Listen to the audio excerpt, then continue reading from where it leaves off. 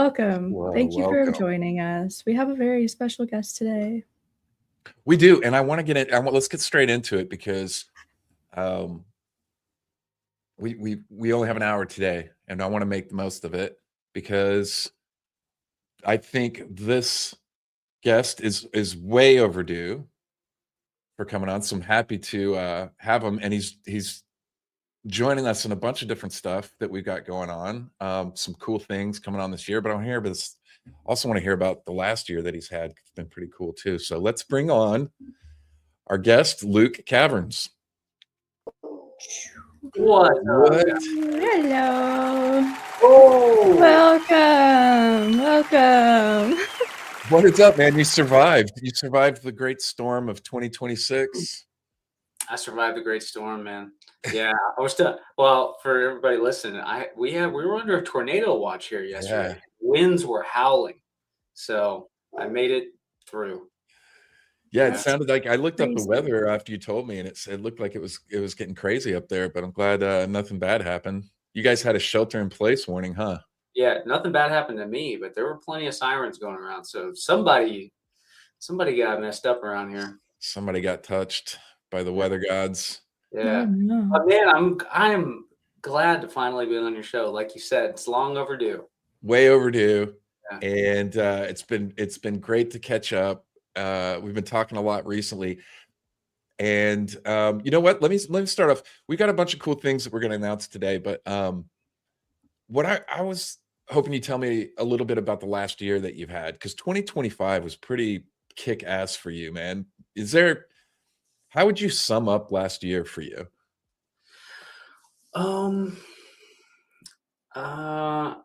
Last year was when I first started this journey. Last year was what I was looking for, if that makes sense. Last year was all the things that I had hoped would happen. Just kind of. So I quit my job finally in late 2024, and then was completely dirt broke trying to make it work. And last year things finally got to like a level where I'm actually comfortable and I can live and I can do my job and do this full time. I was traveled all the way around the world like 3 times in a year, and went to Egypt a couple times and got to see Asia, and went to Mexico I don't know how many times, and South America. Got to finally somehow ended up on Rogan, and I don't know, man. It's just like everything that I wanted to happen when I first started this journey happened last year, and now all of a sudden here I am this year, and I'm like, okay, well, what am I gonna do? And I'm just lucky and blessed, and I don't know, man. It was really cool watching all that happen for you and cheering you on in your successes. The Rogan thing was amazing, and you crushed it on that episode. No, thank you, man. I appreciate that. And then, of course, I love seeing you because it's what I love doing. I love seeing you get around the world and travel to all these places and cool places because it changes you. Mm-hmm. And that's something I was telling you. I've always respected that about you a lot. I mean, when you're in this ancient history space, it means everything to have actually been there and see the places that you talk about. It means everything. Like, it is very difficult to be able to talk about an ancient culture or an ancient site that you haven't been to, and it gives you a whole new perspective once you've been there. And even on a philosophical, intellectual level, it changes you when you've traveled so much. Your perception of the world around you, and even the appreciation for the place that you come from is far enhanced, and it just means so much. Like I just respect how much you've traveled and how much, and it's expensive, right? Like you put everything into it to be able to see the world, and so it like commands respect, and I've always really admired you for that. Oh, thank you, man. Yeah, and I love what you just said because that's always been something that stuck out to me. Is it changes your perception of the world, but not just the world, but where you came from. So when you saying that is very poignant because it really makes you kind of recognize how good we'd have it here in America and be grateful for like the opportunities and things that we have here to be able to like kind of forge your own path. That's a possibility. So congratulations, man. That's so cool to hear that journey of 24 stepping in. I remember you posting about it and leaving the job and workplace and then stepping into this the realm of pursuing your passion and then having it be successful the way it has. So just bravo, man. Really, really. Yeah. I really appreciate it. It's hard work. What did you do for work before you went full-time doing what you're doing? I was working in advertising, and so I had gotten my degree in anthropology, but without a PhD in anthropology, there's no jobs unless I want to be like a civil archaeologist, and you know, before they lay down a road, I go excavate the road, you know, that kind of thing. But you know, that paid a measly amount. That would have paid a measly amount. So I got a slightly less measly job and working in advertising, and I was working for like liquor companies, making, you know, whiskey, bourbon, that kind of stuff, making advertising for them. And I liked the job, but the whole time I was plotting, you know, scheming, trying to get my company going. And so anyways, that's what I was doing beforehand. And that's kind of all those skills that I learned at that job actually did translate to doing this, because I was able to, you know, make my own thumbnails and edit my own videos, that kind of stuff. I was gonna say, like, that sounds like it translates really well. I kind of relate a little bit because I did social media and like graphic design marketing stuff for just a local distillery that like specialized in whiskey and vodka for like a little over a year. So, but yeah, all of that like helps build a foundation for making your own content and marketing yourself. And the most important thing that happened was the mustache came into your life. Mustache came in. Yeah. It's a good look. Oh, well, thank you, man. Yeah, it's a good look, man. You know what's funny is I've never said this publicly. My wife and I were watching 1923, and anytime Spencer Dutton would come on screen, she'd like look at me. I don't know if you guys have watched that show, but anytime Spencer Dutton would come on screen, she'd like look at me and she'd go, you know, like every time he came on screen, I was like, you know what? Maybe I should grow the mustache out. There you go. Mustache and I feel like it's, you know, you know, when I was going through the ringer with History Channel and we were trying to do a show that was going to compete against Expedition Unknown, like Josh Gates thing, the thing that they told me was that I was too young, and so I couldn't host my own show. So I was like, really? You know, if I grow a mustache, I'll look a little bit more distinguished. So yeah. It works. Hey man, not everybody. I can't pull it off. It's got to be the beard or nothing, because I get if you were mustache, you would look like a Wild West, like Texas Ranger. I've tried it before. It's not a great look, and we stick with the beard over here. But so 2026, man, is what's that? Oh, I was gonna say, you know, really I think the most important thing that happened last year was what you and I were talking about. You know, for a long time, I felt like I was really heavily influenced by the people around me, which is what happens early on, right? Like you're trying to get your bearings of the space that you step into, right? So sure. When I first start making videos, you walk through every door that opens up to you. You take every opportunity, and it's hard to. It takes a long time to find your own identity, and so you know, I have close relationships with academics and close relationships with people who are independent, and I felt like some of my relationships were almost like too close to looming over me. And so, you know, I had a lot of academics in my ear that were like, you know, you should really think about specializing. You should really think about going back to school. It'd be really cool to be Professor Luke or Dr. Luke or something. And when that's all you hear all the time, you start thinking like, okay, well, what am I going to do? And the Greeks were always my first love, as we're about to get to. And I was like, well, something that can be infinitely studied and is relevant to me and important to me. The movie Troy and the Iliad and the Odyssey, that's the reason I love the ancient world. I memorized every fight scene in the movie Troy when I was like 7 years old. And so I thought, Oh well, my God, dude, you're like aging me on that one because well, so I just I was like the Greek world is infinitely relevant, and it's infinitely deep, right? We know just enough about the Greek world to be able to study it just at an endless depth. And so I thought about specializing, go back to school, and then the day I was going to pay the tuition to basically like commit to studying the Greeks, I just felt like I was deeply betraying my bloodline. Actually, I felt like I was betraying my grandpa, who was an explorer of the Gila Wilderness, which I just came back from. I felt like I was betraying my great grandparents that were explorers in like Southwest Texas along the Rio Grande, and I felt like I was turning my back on Dr. Barnhart, who had studied with so much in Mexico and Central America, and the American world that's opened itself up to me. And I just had this like guilt, and I had prayed about it, and I was like, God, I can't make this decision on my own. You got to make this overwhelmingly clear to me what I need to do.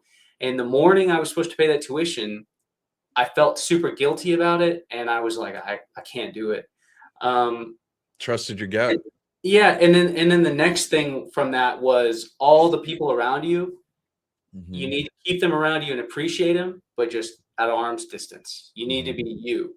And I figured that out right before I went on Rogan. It was like one of those few times in life where God's like, all right, I'm just going to take care of this for you, and like casts a spell in your brain and fixes your brain chemistry so you can approach this correctly. And that was the best thing that happened last year was I figured out me. And it was really like when I first started this, I was enamored like a deer in the headlights with all the ancient cultures around the world, or at least various different ancient cultures around the world. And I wanted to be an explorer of the ancient world in general, whether that's here in North America amongst the mound builders, or in the American Southwest, the jungles of Mexico, Central America, South America, or whether it's the deserts in Egypt or Greece. Those are really the places I'm interested in. I realized that was always my spirit from the very beginning, but I didn't have the knowledge 8 years ago or so when it started turning over in my mind, like, how am I going to do this? Yeah. Well, 7 years later, I had acquired that knowledge. I had gone to school. I had studied intensely. And now that I had reached this point, it was time to go back to the spirit that I had at the very beginning and get that essence again of doing it all. But now I have the wisdom and the education and the approach to be able to do it the right way.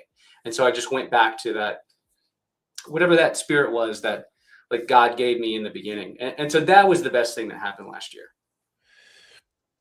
I think that's really awesome, and it's relatable for a lot of people in the spaces here. I know for Sammi, because I know Sammy's story, my story, and different things is choosing to follow your passion, right? And it's a big leap of faith because you really are exchanging in a lot of senses freedom for security.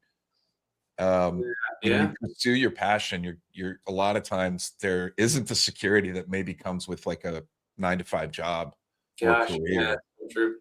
And so you have to forge that path on your own. And so it really takes a lot of belief in yourself and what you're feeling you're called to do. Mm-hmm. And it can take a lot to listen to that voice and step out and take action on that voice and that thing that's inside of you. So bravo to you, man. Hats off to you for doing that. And you choosing to do that has obviously only been the right path by it's clear that you're doing what you're supposed to be doing. Yeah. Well, I really appreciate that, man. Yeah, absolutely. So Yeah, I Greece, think man. Yeah, I'm sorry, Greece. Sammy. Go ahead, please. I was just gonna say, I think it's like a sign when things are starting to work out that you're going in the right direction. But the hardest part is, given just the infinite possibilities that we have for our life, to find out what that is. And like listening to your gut and listening to your intuition, I think is like there's no other way to do that. And just knowing, following the signs, and I don't know, the synchronicities and everything. You have to. I mean, you have no idea what's going to come in any situation, you know? what's so cool is I haven't found the right way to put this into words, but when I was planning the Gila wilderness expedition that we just got back from, I was originally there back in November. And what's funny is and Mike, I think like you, me, and Will, we had all incredible history. We had talked about doing trips to Colombia, and then that didn't work out. And then so Will and I were going to do a Southwest trip, and I brought one of my friends with me, and then Will wasn't able to go on that. So then we're in the Southwest, and we're like, okay, well, we're just going to go to Chocolate Canyon ourselves, whatever. The government shutdown happens. All the archaeological sites close. So I'm in Albuquerque, New Mexico for 9 days. Everything that we wanted to do was none of it worked out. So we decide to go check out. I decided to take my buddy Nick to my grandfather's, the area that he explored in the far south Gila wilderness, where I can't give away too much, but I decided to take him out there, and we were going to camp out there. And while we were there, we visited the Mogollon cliff dwellings. And so we're there. There's no one there, but it's open, and there's like volunteers. There's like 1 or 2 volunteers, park rangers working at the gates, but there's nobody there. Anyway, I tell my friend Nick, I'm like, you know what? I bet you there's cliff dwellings and stuff around here, because this place really is overlooked in the Southwest. I feel like we could do something here. And I was like, if only like we could meet a local park ranger that lived here or something, and learn, really get the inside scoop of how this place operates. 1 minute later, a white truck pulls up, and it's this old man, and it's the dude I just told Nick that I wish that we could meet. And he pulls up, and I take a look at Nick, and he looks at me. And in my mind, I was like, you know what? People talk about how they show up to meet the muse, and the muse meets them. Well, the muse is God. It's the universe. It's the mind behind everything that pushes life forward, right? And if you just show up and just follow that instinct, the world will just open up right in front of you. My entire life has been like that. Yeah, and me too. It's just like I walk in faith, and then it's just boom, it's there. Everything I need is just provided right in front of me. All I do is arrive and take the risk to arrive, right? There's all that as well. But anywho, getting to Greece, yeah. Well, real quick, it's interesting that you say that, because it's an attitude to be, there's really is an attitude to traveling that is required to be successful at it, because you'll show up it's happened to me, I went all the way over to China, and one of the biggest things that I wanted to do over there was there's this tiny little boarded path that goes around a cliff face. It's like one of the most dangerous walks in the world or something, and I wanted to do that and film it, and this was at the time when I just started, and I thought it'd be great for content. And I get there and it's closed, right? So I don't get to do it. And you can be upset in these moments when things like that happen, or you can say that this wasn't, it's an attitude that you can have. Yeah. And start looking for the other opportunity that's actually supposed to be presenting itself there. And because that thing was closed, I was able to walk to these other peaks. I was on these 5 sacred peaks of China, and had this incredible experience just sitting on top of a peak with monks chanting in the background, watching a sunset. It's a moment that I'll never forget for the rest of my life. It was one of the most beautiful moments I've ever had. And if you're open to that, you'll have these things happen on the backs of what you could choose to see as like this failure and disappointment or whatever. And, oh, I don't know, let's just go back to the hotel room. And, Yeah. you know, but yeah, you know, there's always these opportunities that are unexpected if you're just willing to be open to the experience and look at things, like you said, as kind of like this guiding. Things happen for a reason, and Always. you Absolutely. know. So, yeah, with Greece, I was going to ask you. You know, it seems like you've clearly had an interest in Greece. Yeah. Forever. You just explained a lot of that. You chose to try to go to school there. That was in Greece that you applied to, right? And Yep. so, and then, but you haven't been yet. I haven't been. No, Right. I just,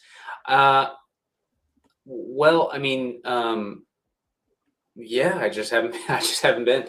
But I'm quite excited to go later this year. But yeah, man, it's my fascination with my, you know, what's funny is you don't usually remember when when your fascination with something began. Hmm. But I actually remember the moment that my fascination with the ancient world began. And I'm just realizing that right now. Um, I was so my parents had this like projector room. My dad is obsessed with watching movies, Yeah. and he should have been a movie critic or something. But we had this projector room, and it had these two like wooden panel glass doors that could shut it, and they were kind of soundproof. And my parents had over some of their friends, and they were going to watch this really good movie that had just come out on DVD. This must be 2005, and so I hear, you know, I don't know what they're doing, but all of a sudden there's this really loud scene, and the subwoofers would kind of like vibrate. They would you could hear the doors sort of rattle, and sometimes, you know, when it's really loud, you as a 6 or 7 or maybe an 8-year-old, I go, you know, I'll go over there and see what it is. And I see these two armies like running at each other and, you know, smashing their shields and spears against each other and crashing together. And so I open it and I walk in and I'm like, Dad, what are y'all watching? And my dad's like, oh, you don't need to watch this here. Okay. You know, go watch whatever you're watching. And so I leave and they, you know, there's like nudity and stuff in the movie. They didn't want me to see all that. Yeah. And so I sit down on the floor through the glass panel and I can like barely hear anything. And I watch that entire movie sitting on the floor in the hallway. And whatever I witnessed then just grabbed a hold of me and never let go. Put a spark in you, huh? Yeah, and I was literally obsessed with that movie. I have watched that movie hundreds of times. I've watched the scenes hundreds of times. I know every word of that movie. I know every sound effect, every musical cue. I know everything about that movie. Wait, what? So this is Troy? This is Troy. Yeah, yeah. Okay. I'm sorry, All I didn't say that. Yeah, this is Troy. I know when you go watch the fight scenes of those movies on YouTube and you see like they have millions of views. I have watched all of their scenes more times than anybody on the internet. That's a guarantee. That's a guarantee. I love those scenes. When they pop up in my feed, I watch. What's your favorite fight scene in that movie? It's Achilles is in the fight scene, whatever it is. Yeah. Right? Actually, Boagrius, when Agamemnon goes, when he goes, of all the warlords loved by the gods, I hate him the most. And then he goes, shing, and then Boagrius turns around, and he goes, and then, you know, he starts jogging towards him, and you hear the music come up, you hear the music come on, and it's like you got this guy who's just, it looks like a normal man, and he's about to go slay this beast, and it's your introduction to Achilles, right? Right. I just think that's something about that, and the music's not over the top; it's just real kind of low, and I don't know, man. It just that movie. And then they drop it back out when he continues forward past him and stands in front of the other army, calling them out. Yeah, man, I loved that, and it just captivated my imagination. So my parents, you know, my mom is very Christian, and like a preacher's daughter. So they wanted me in like a Christian school growing up or whatever. I got kicked out of the school because I would bring my sword to school and I would reenact the fight scenes and like kill kids and stuff in the playground. And I got kicked out of like dude, if you were growing up right now and nowadays you're like simulating killing kids on the playground, they'd be like so yeah, I got kicked out of these I was at this like Christian daycare and I got kicked out of it because I was too violent, and oh yeah. So if someone you went to school with were to just come across your channel now, they would be like, yeah, this tracks.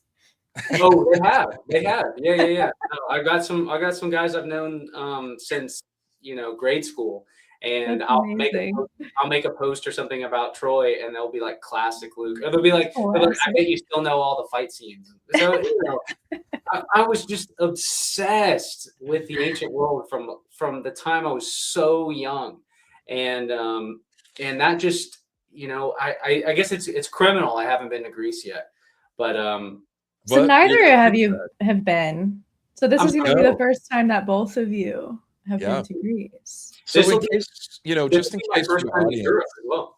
Yeah, some people, if they don't know, let's pull it up. We're doing a tour to Greece together in November. And we just put this live. This just went live on Sunday. Hit the applause. Yeah. Where is it?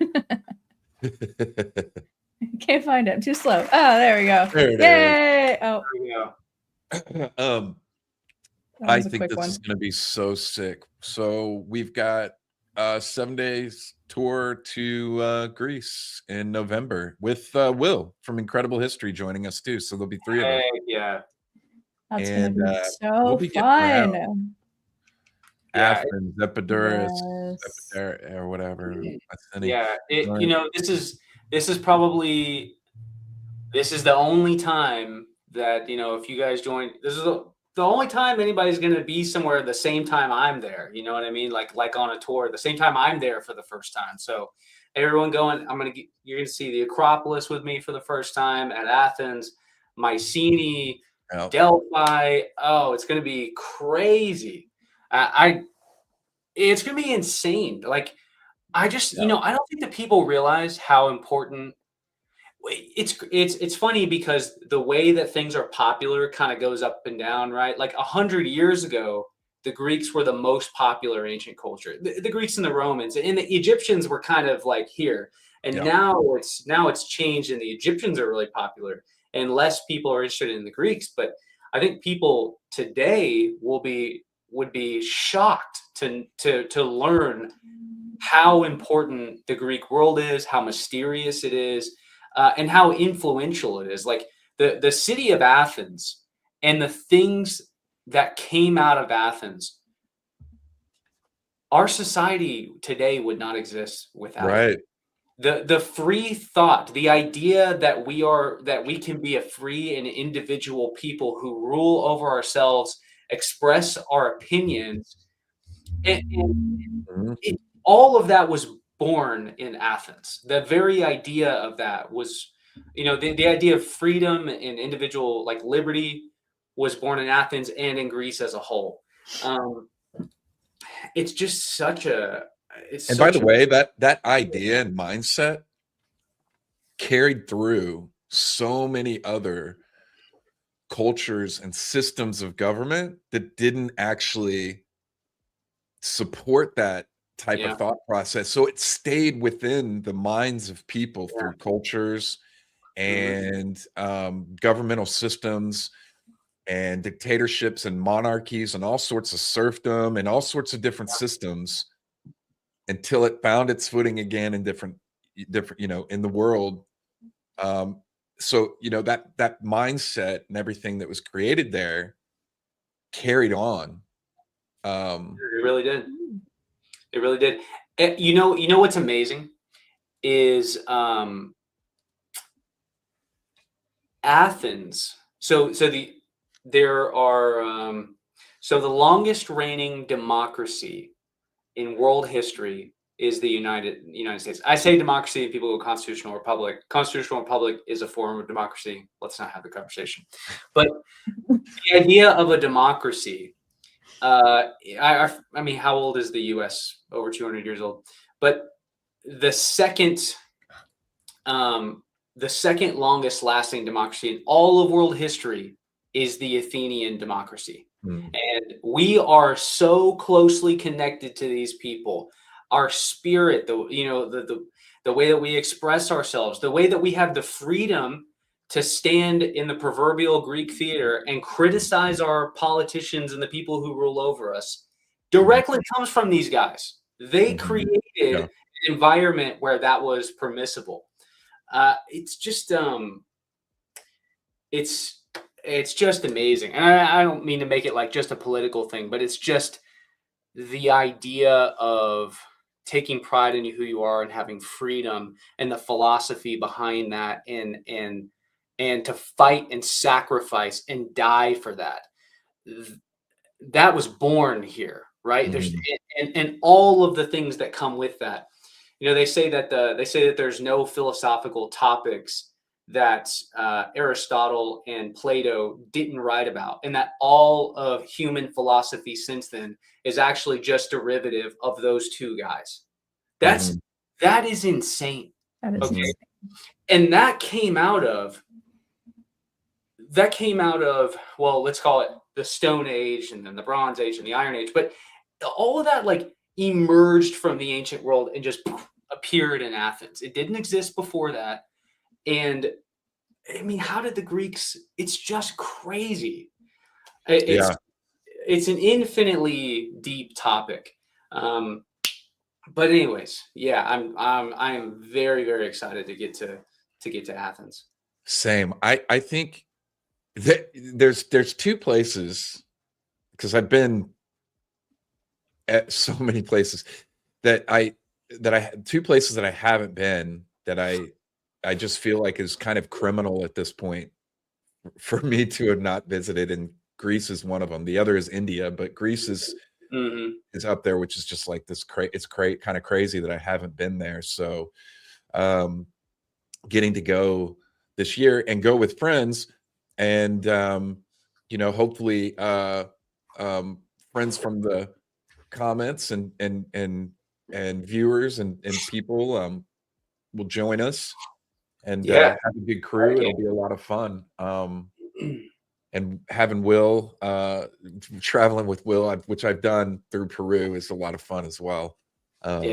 He's a great guy. So it'll be really cool. What side are you most excited to see? Oh gosh, I don't know. The idea of just being in Athens is pretty cool to me, and exploring there and having time in the city there. I'm excited about. What about you?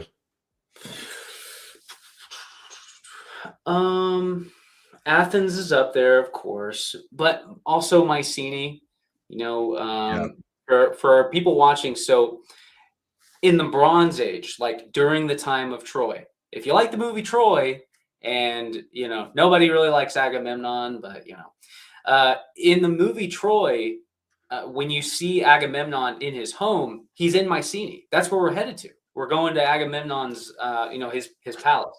And so during the Bronze Age, the Greeks had palaces and fortresses. Like people, we think about Athens as being a classical period city, like an Acropolis or a metropolis.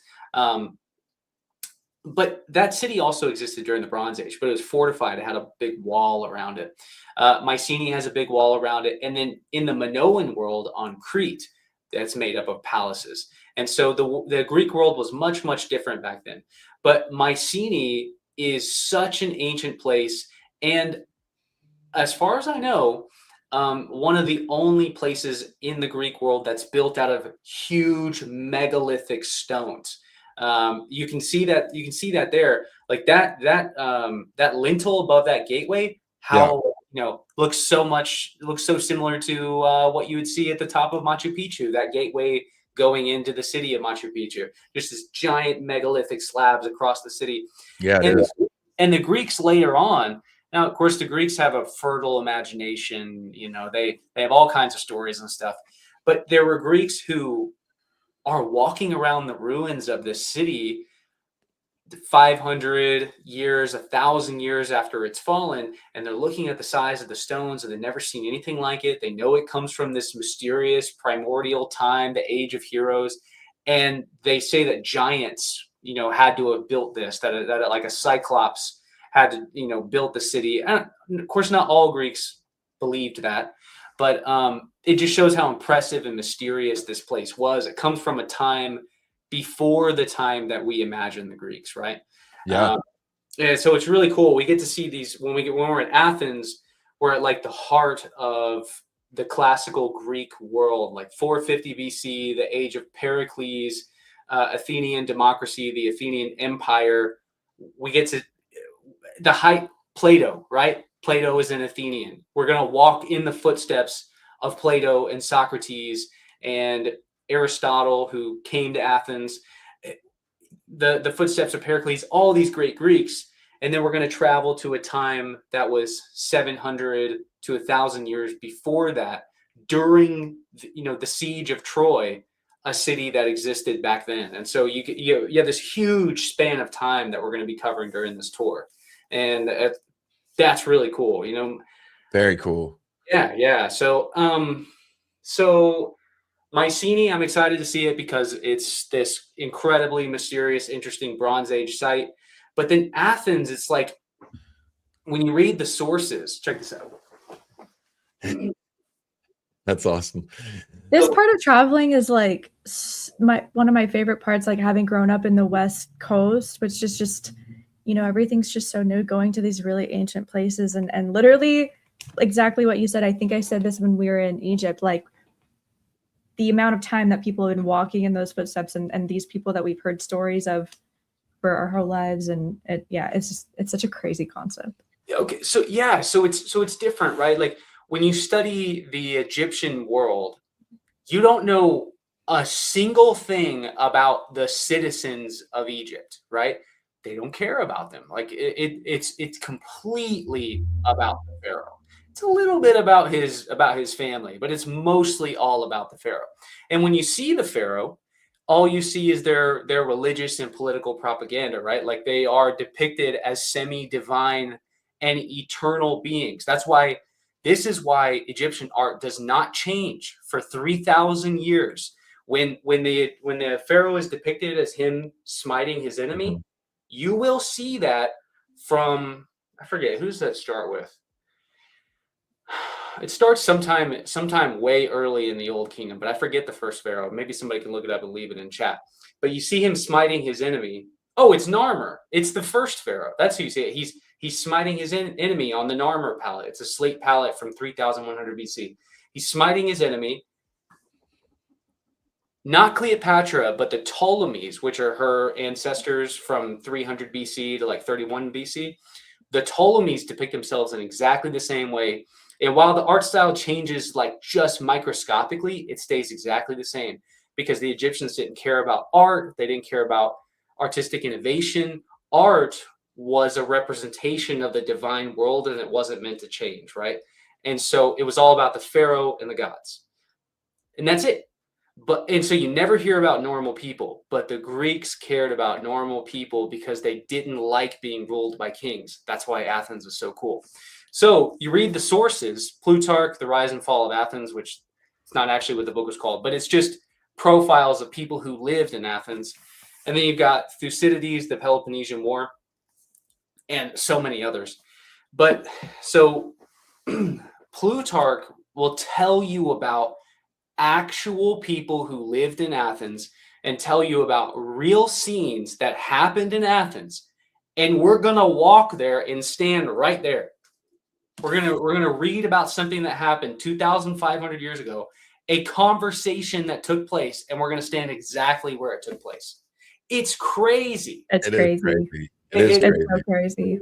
You know, okay, here's another thing that's really cool. When you go to Egypt, all you see is the temples and the tombs. Oh, that's it. You see the stuff that was intended for the people who are more important than civilians. But the Athenians cared about the civilians, the public architecture, the glorification of the city itself and the people inside it was the only important thing. So it's a personal, you get to have a personal relationship with an ancient civilization that directly inspired the way you think, whether you know that or not. You think like an Athenian specifically because of how great their philosophy was and how great their approach to the world was. And you get to stand where your thought process was born, right?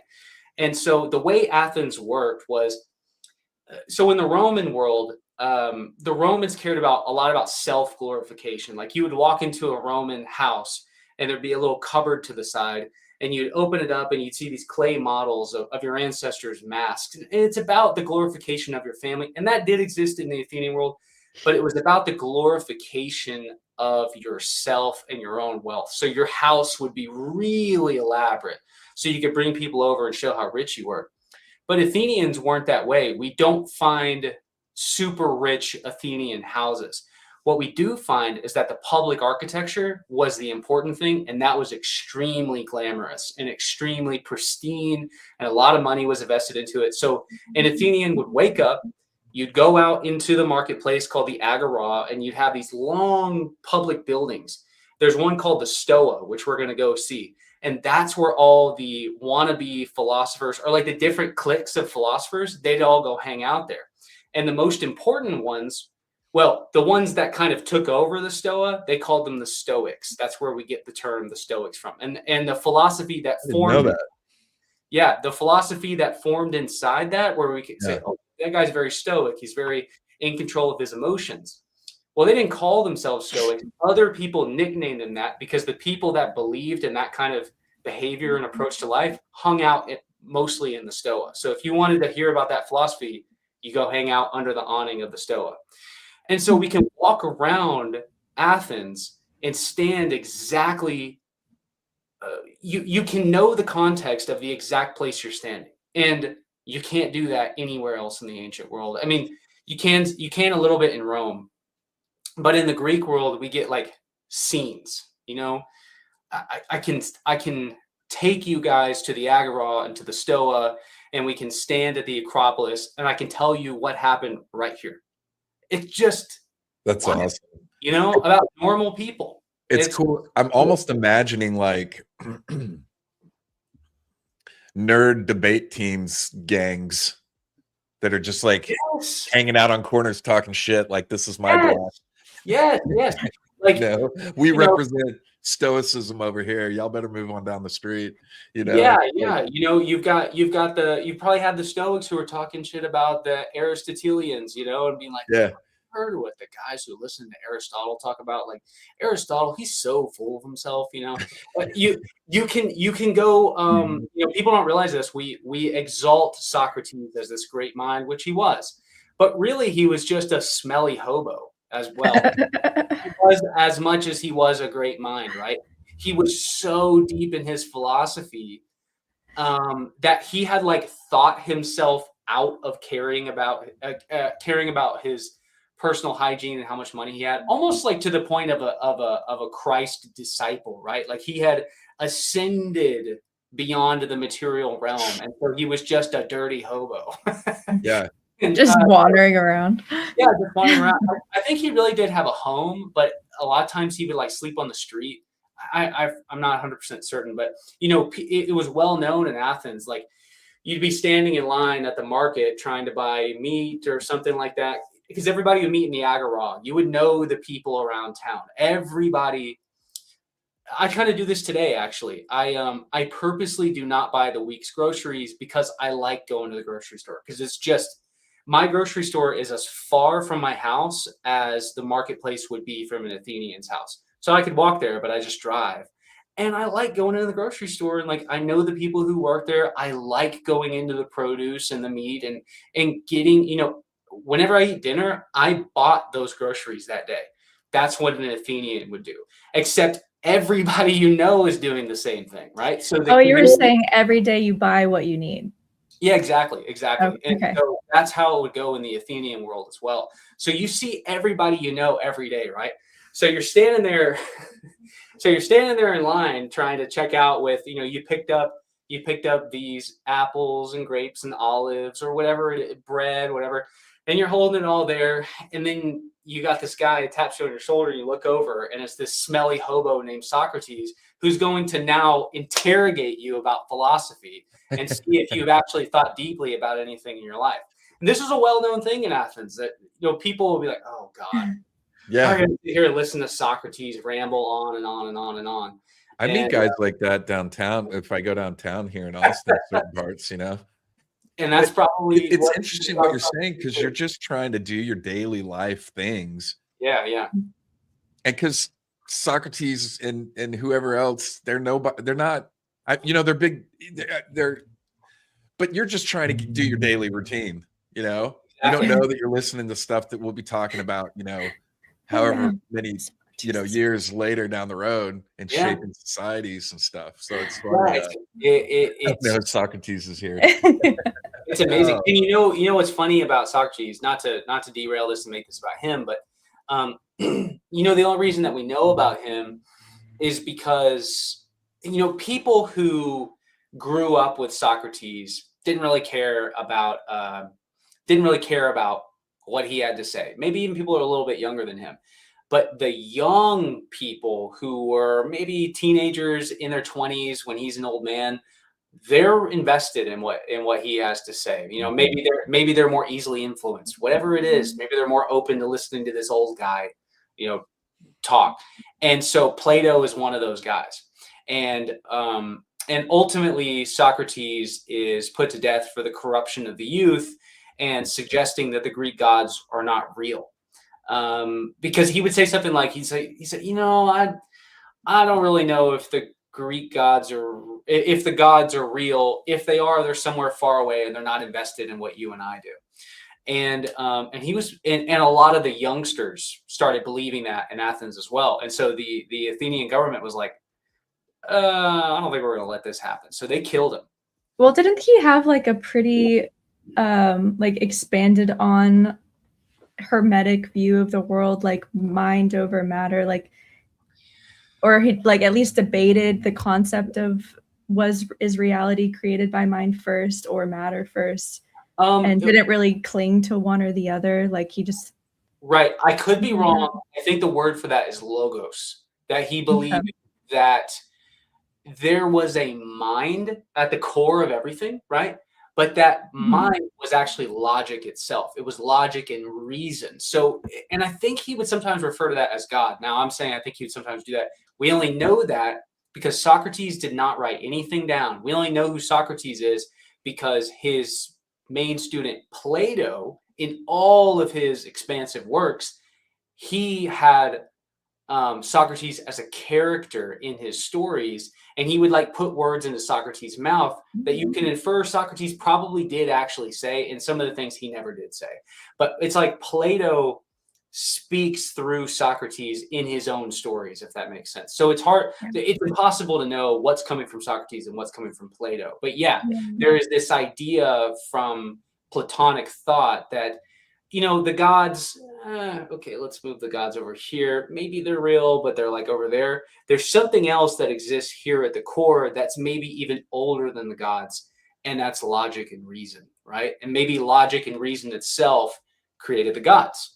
That was possibly the problematic thought that that was at the core of why Socrates was put to death. Plato was more tactical and managed to not be put to death. So anyways, so Plato, he's an Athenian as well. All of this stuff is happening in Athens. The story of Atlantis was given to us because of Athenians. Now, Solon did go to Egypt, probably. Maybe he really did hear the story over there, whatever. But it was written down in Athens, and it was given to us by the Athenians. And it's just, there's just so much there. I could just go on and on and on. So it really makes me. Please, Sammi, go ahead. I was just going to say, it really makes me think about what especially given the amount of people with platforms that are speaking and sharing their thoughts on the world, like who are the voices of today that will survive thousands of years? Like we'll never know. Yeah. I Obviously. know. It's crazy, right? Because there's Yeah. plenty of writers, even in the last century, who were successful in their time, and only after they passed away, did their writings find any kind of foothold within society. So true. Or their art. Never know. Yeah. Yeah, it's so true. Gosh, and now we have such a plethora, right? Like what could survive? Back then, a lot of people were literate, but you had to be a little bit more prominent for your writings to be able to survive through time. But yeah, it is weird, isn't it? Yeah. I often wonder if we were to, like Plato, for instance, what would he think of the world being absolutely obsessed with Atlantis for like the last, the Romans were writing about Atlantis. So this interest has been here for like at least 2,000 years. People have been consistently talking about Atlantis and looking for it, and definitely for the last 300 years. And I wonder if you pull people from the past, what would they think? And not just about Plato and Atlantis, but like anything. It just it's crazy. But yeah, that is wild. That has been such a hot button topic for so long. And over the last year, because it's so mysterious. Mm-hmm. It is, yeah. It really is. One of the projects I'm working on that's going to be that we're going to talk so much about while we're in Greece is the theories of like what does Atlantis come from? What is it actually pulled from? Is it really like, is there really this story that the Egyptians held on to about Atlantis and like what makes sense? Because if you read the story, what Solon supposedly heard from the Egyptians was that Athens was at war with Atlantis. Okay, Athens did not exist 9,000 years before Solon. Like the bedrock is right there. There's no archaeological evidence there that's there 9,000 years ago. But is that kind of like the Bible, where you read some stuff in Genesis and you're like, okay, I can see this is an analogy. This is a simplistic explanation behind something, a kernel of truth that really did happen here. And so I'm doing several videos this year, kind of breaking down like what Atlantis really could be. One of the things I find interesting is that there was a civilization called the Minoans that existed even before Mycenae.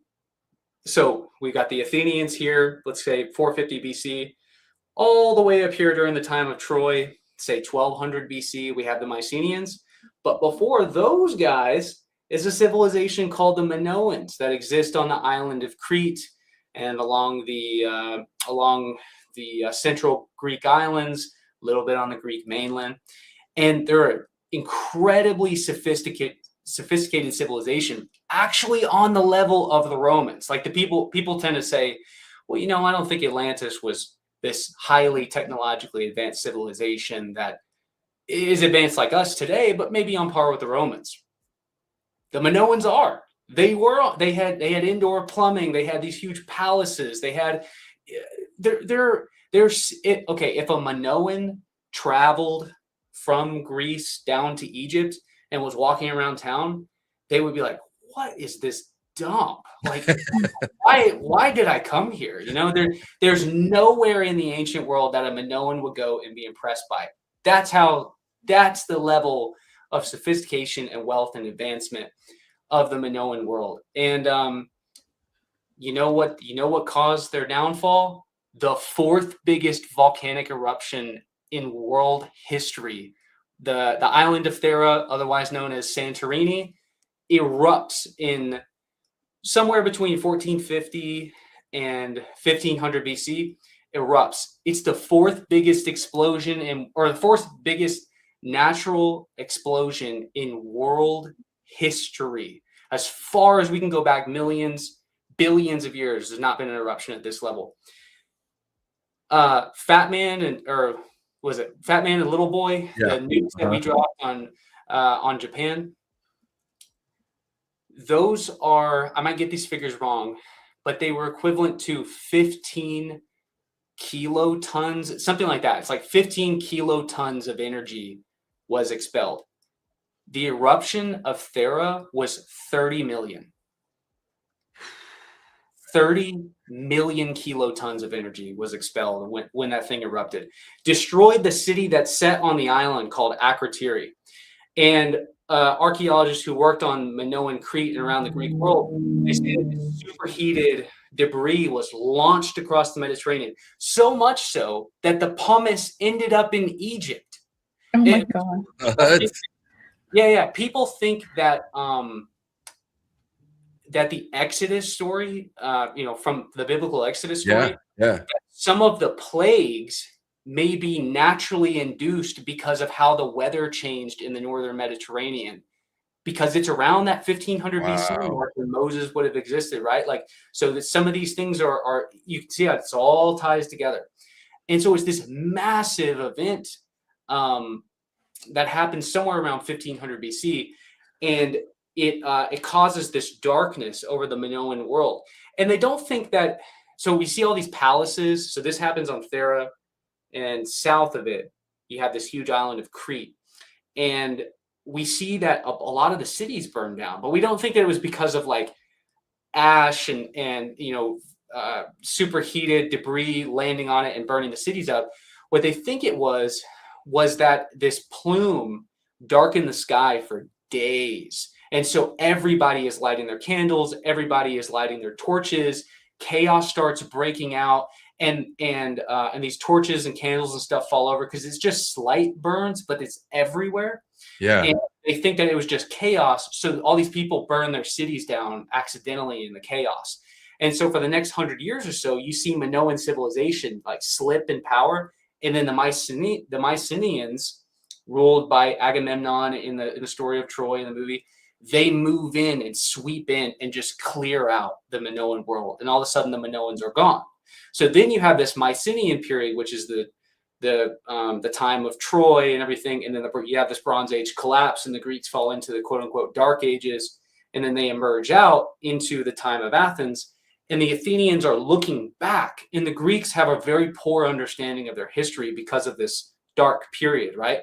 And I wonder, is the Minoan world not at least part of the idea of Atlantis, this incredibly advanced civilization that's nothing like what they'll see? Because that level of advancement that the Minoans reached, not even the Egyptians had that on that kind of level where normal people lived in such prosperity and had public plumbing and had these big palaces, and the city itself was gorgeous, and normal individual people are wealthy, right? Like Egyptian civilians are poor. They've always been poor.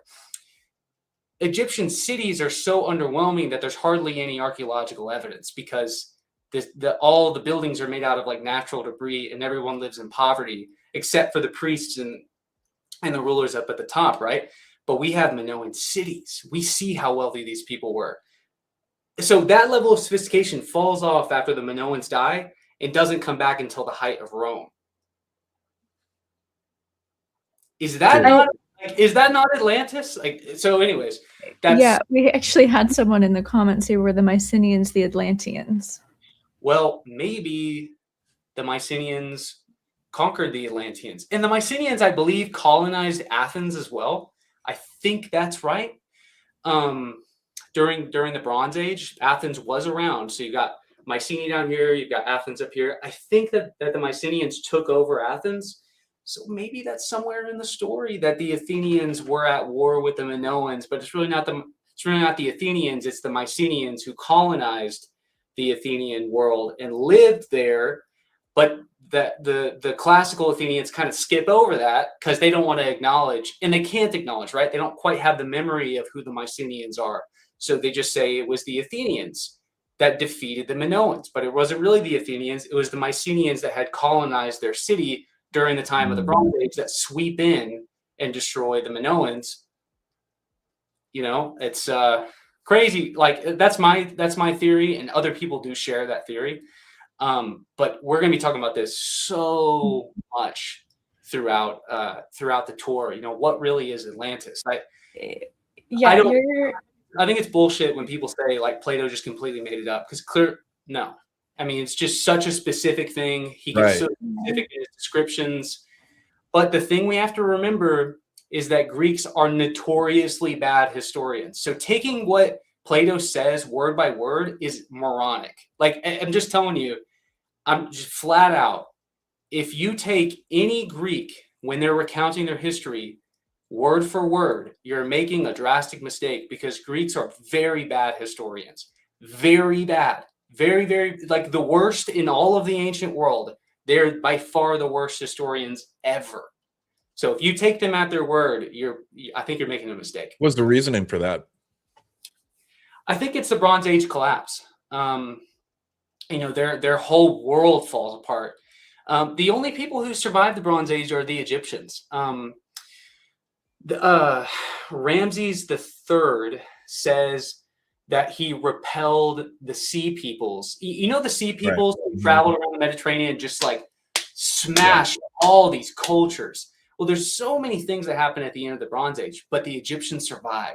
And they have this chronology from 3100 BC. The Egyptians know their history from then all the way down to the time of Alexandria, like the history of Manetho.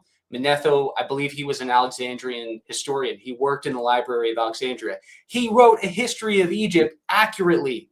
Like the archaeological evidence supports it, because Egypt didn't fall.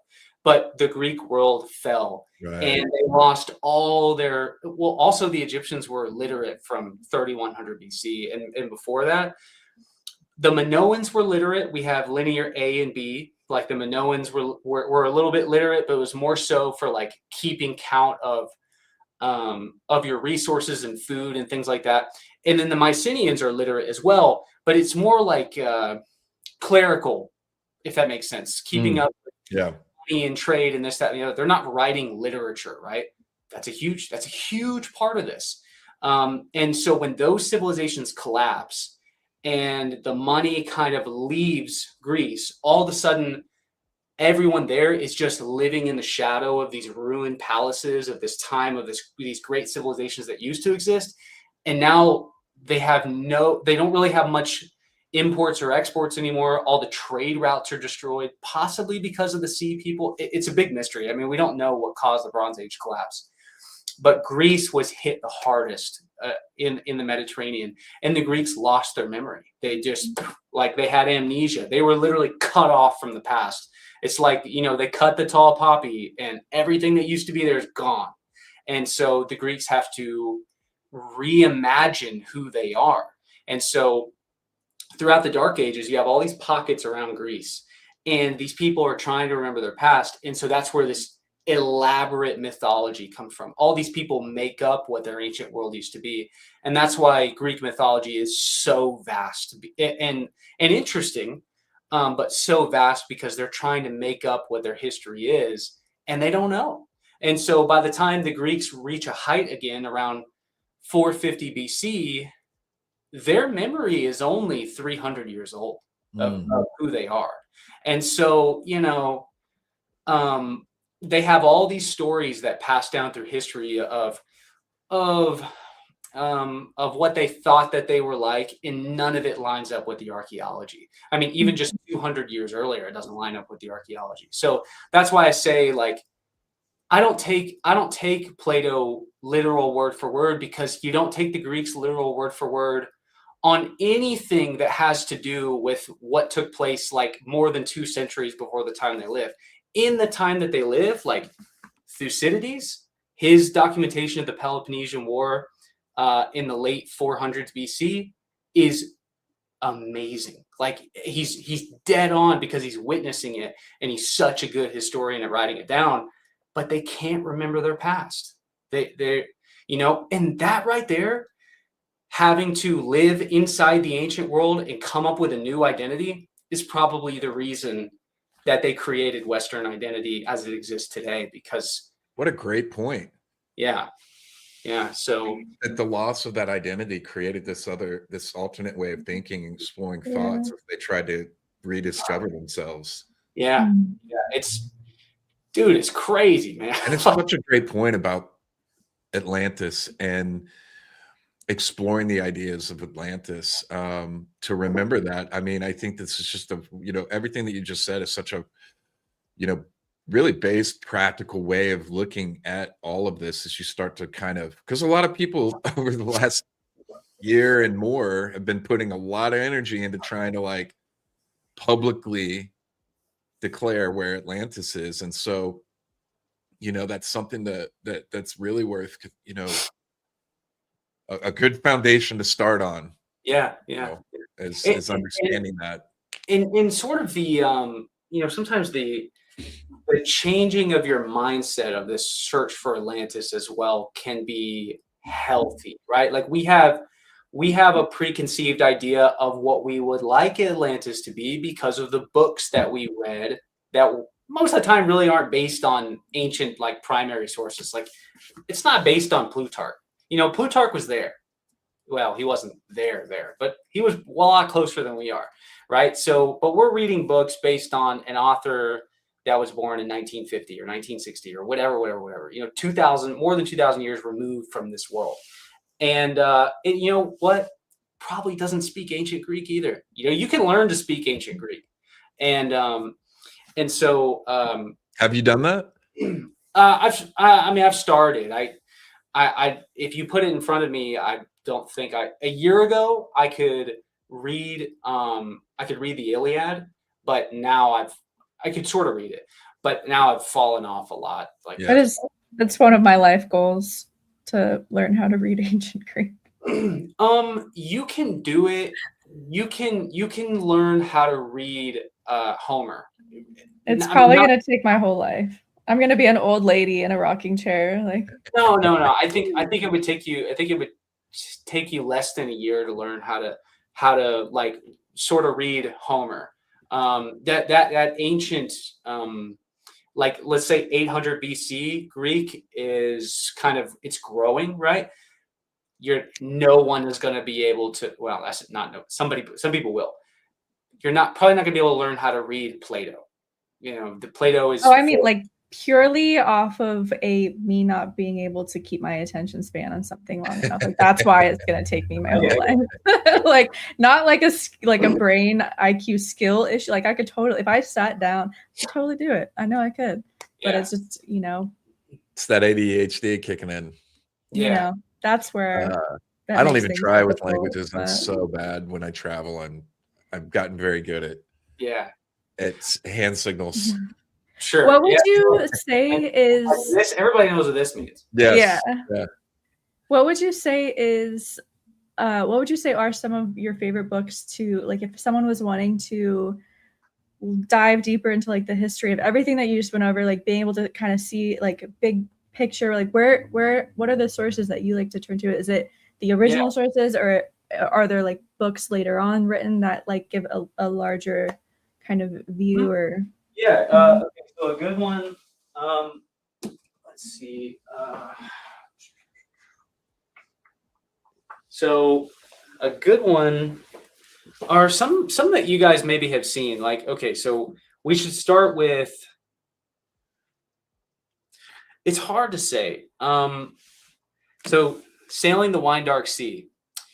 This is written by Thomas Cahill, and it basically is, I think it's 10 chapters, and it takes you through the world of the Greeks from the time of the little bit that we know about the Minoans.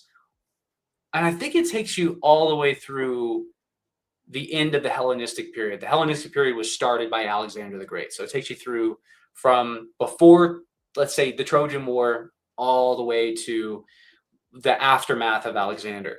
And that's really interesting. If you want to know about Athens, The Rise of Athens, this great book by Anthony Everett.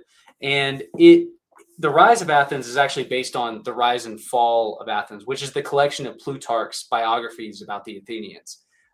Plutarch did not actually call it The Rise and Fall of Athens, but it's multiple books about Athenians compiled into one, kind of like the Bible, right? So this is like a synthesized version of this. You just learn about basically the coolest ancient city ever, with the most personality of any ancient city. And the one I'm trying to put myself through right now, which is quite dense, is Thucydides, the Peloponnesian War. And Thucydides, he's an Athenian, and he recognizes that this war is about to erupt between Athens and Sparta, and that it's probably going to be like the Trojan War, except on a way more vicious scale. And he was right about that. And so he started writing a history of it. And man, I'll tell you, it is absolutely effing crazy how when you pick this book up and start reading it, his verbiage and how direct and forward he is exactly the same way I've been talking to you this whole time. It is that forward, and he's moving that fast, and it's filled with that much personality. And it's like he's talking on a podcast. And it's so surprising that sometimes I have to be like, wait, is this the editor writing something in real quick to like give me a preface of what's happening? Because it's from the first person point of view. Because he's like, I saw, I thought, I met these people, I did this, and it's like, I love that. Personally talking to the reader. And it's so jarring that I constantly have to check and be like, wait, okay, is this the editor of this book? Who edited this? It says a new translation by Martin Hammond. And I'm like, okay, is it Martin that's saying this? No, it's Thucydides, because it's that personal and that direct. And it like grips you, even though it's very dense. Like there's a lot of stuff that you're not going to be familiar with in that. Because he's writing it for someone. He never imagined that I would be reading this book, right? So he's writing it for someone who's going to know all this little stuff that he mentions. But I'll tell you guys, like, when you get into reading the primary sources and you learn how to track them down and get them, or at least as close as you can get, like Plutarch lived in 200 AD, right? So he's writing about stuff that happened 700 years earlier, but based on sources that existed between Plutarch and that time. But those sources don't exist. Only Plutarch exists, right? So we're as close as we can get. He's going to be a lot more accurate than we are. But getting to read that, it's just mind-blowing. Like, and Thucydides especially, you're actually reading the words that were written by a man who lived in Athens during the height of Athens, who met Plato. This dude right here, Thucydides, definitely stood next to Plato at the marketplace while he was buying. That's pretty cool. Yeah, that's so cool. And that's kind of motivating. I grew up always loving to read. I've always loved reading. But I tell you, one of the worst things that's happened to me from getting into YouTube is I just consume all my content through YouTube now, and I've not been reading like I should. And I've got several books waiting next. They're on my nightstand. I'm like, we're gonna get it done eventually. What are your next books? Oh gosh, I'd have to go grab them. That's how much I haven't put into them. They're just sitting there for months. That's where I'm at. I'm really, they are. Yeah. I'm really trying to be better about just setting time aside to read. Which I feel like, I relate with you, Luke, on just getting to that point in life where it's just been hustling so hard for so long that it's like, okay, things are finally starting to work out and come together, that I can take a little bit of a breather and maybe take a day off and read. So I've started a couple times and then gone too long without reading it. The Silk Road. Yeah. I'm really wanting to actually read the whole thing. Which I know we'll touch on a little bit of the things that we talked about. But you're going to be so fun to be in Greece with, just your, ability to put all these pieces together and the storytelling and the amount of information that you retain and you're able to. Well, there's nothing else up here. Share. There's literally nothing else going on. You just absorb and then.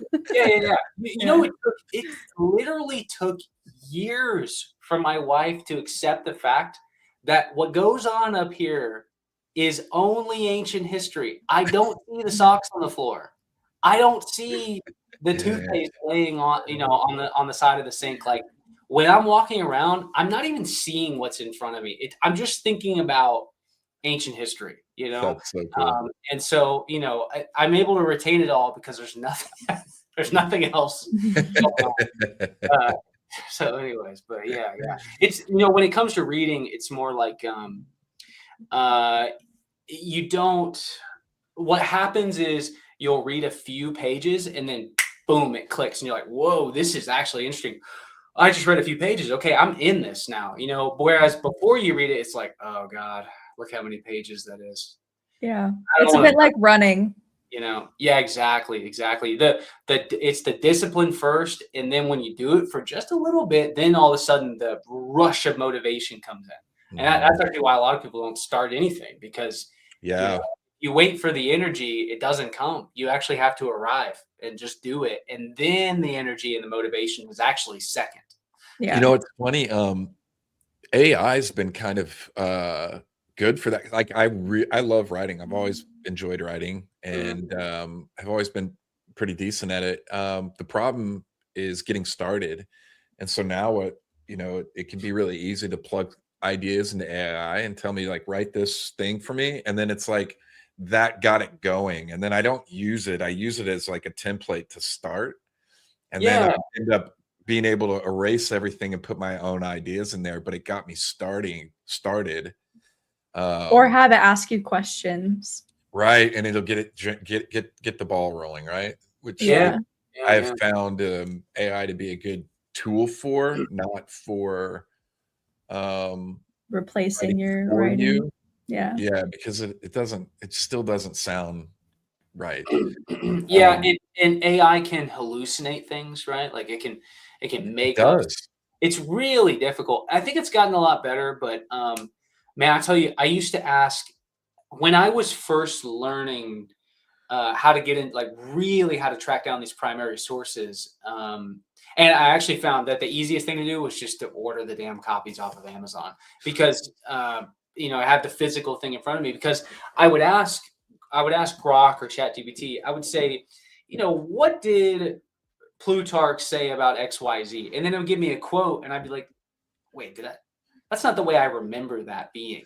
And then, I'd have to go find like an ebook, PDF document version of it. I have to, was it Control F to be able to find the right word, and this, that, and the other. And it was just like horrible. And it makes shit up all the time. Yeah. And I think it's gotten a lot better. I just wish that there was a version of AI that like, sometimes I feel like AI, I don't know what ethereal realm it goes into, but I wish that there was a version that was actually just like a search engine, and I can just ask it a question and then it searches the internet for me and just tells me what's on the internet, if that makes sense. But sometimes I feel like it like hallucinates, it creates things on its own. And I wonder if that's what, I know that Ian Carroll and his team have been developing web. I know I'm not 100% sure if that's just like pertaining to researching the Epstein files, but it might be like whatever, you might be able to plug in any kind of like research to it, and then it only pulls the information from that. So I'm sure if it's not what they're building, I bet you someone is working on building that, because that's I think a pretty common frustration that people have. Yeah. What I've started doing is you can go, so in a lot of my videos, I started, and people like it, and I like it too. It's really fun. In your videos, if you're talking about history and you're able to find some kind of primary source who was really there and saw it, go on Internet Archive or something like that, and you can find these original documents, and I'll just, I'll write down a bunch of things that I think could be a key, like trigger word, to find what I'm looking for. But I actually have a scanned version of these books, and I hit Command F, and I'll search. Like when I was doing this video I just did on the extinct Appalachian jaguars that John Lawson and Thomas Ashe saw in the province of Carolina, which is North and South Carolina, in the late 1600s and the early 1700s. I just found John Lawson's book printed in 1709, and it was a scanned version of it. And I would just command search like cat, lion, tiger, like trying to find all these terms. And so I was able to collect all of that and then present that as a presentation. If I had asked AI to do that, forget it. Like, there's no way AI would be able to go find all that for me. Mhm. And so that's a hard part as a historian or someone who's interested in the ancient world, is with the way we access data constantly changing, learning how to be effective at accessing the data is a battle. Yeah, You know? that's a But, whole skill set now. Yeah. yeah, oh, for sure it is. Yeah, yeah. Well, you've got some big stuff coming up this year. Jumping in on the Quest conferences, man. Yes, So sir. people can come see you here actually pretty soon in May. Yep. Look at you right there in the center. I like it. Yay. This is going to be so really fun. That's a pretty good group of guys right there, and gals. Guys and gals. Guys and gals. In Sedona, People will be able to come see you Arizona. speak in Sedona, May 5th, if I got the number May right. 1st through the 3rd. 1st through the 3rd. You Yes, know sir. better than me. That's crazy. And Well, I had to look very closely to be certain that I was right. yes, you can come for the whole weekend for $249. I think there's VIP tickets and stuff. Which I know from experience that is like the best ticket price of any ancient civilizations conference I have ever personally been to. That's a great price. And it'll be in Sedona, which is always a lot of fun. Heck yeah. And do you know what you're speaking on yet? I don't. I haven't decided yet. I've got a few different presentations I've thought about. You know, I have an updated version of the Olmec Enigma. It's sort of like this Olmec book I've been working on that everybody it hounds me about constantly. Yeah. I've got an updated version, an expanded version of my Olmec Enigma presentation that I'm thinking about giving, but I got a couple other presentations up my sleeve. Up your sleeve there. All right. Yeah. I have thought about this other conference, the first conference I ever spoke at, I gave a presentation called Maya Atlantis, right? Not that I was saying that the Maya was Atlantis, but the Atlantis word kind of draws you in, right? Because it's this lost, advanced world that I'm going to tell you about that you don't know about. I'm thinking about doing Minoan Atlantis and kind of spelling out the theory I just gave you guys of how the Minoan world, I would like to hear that.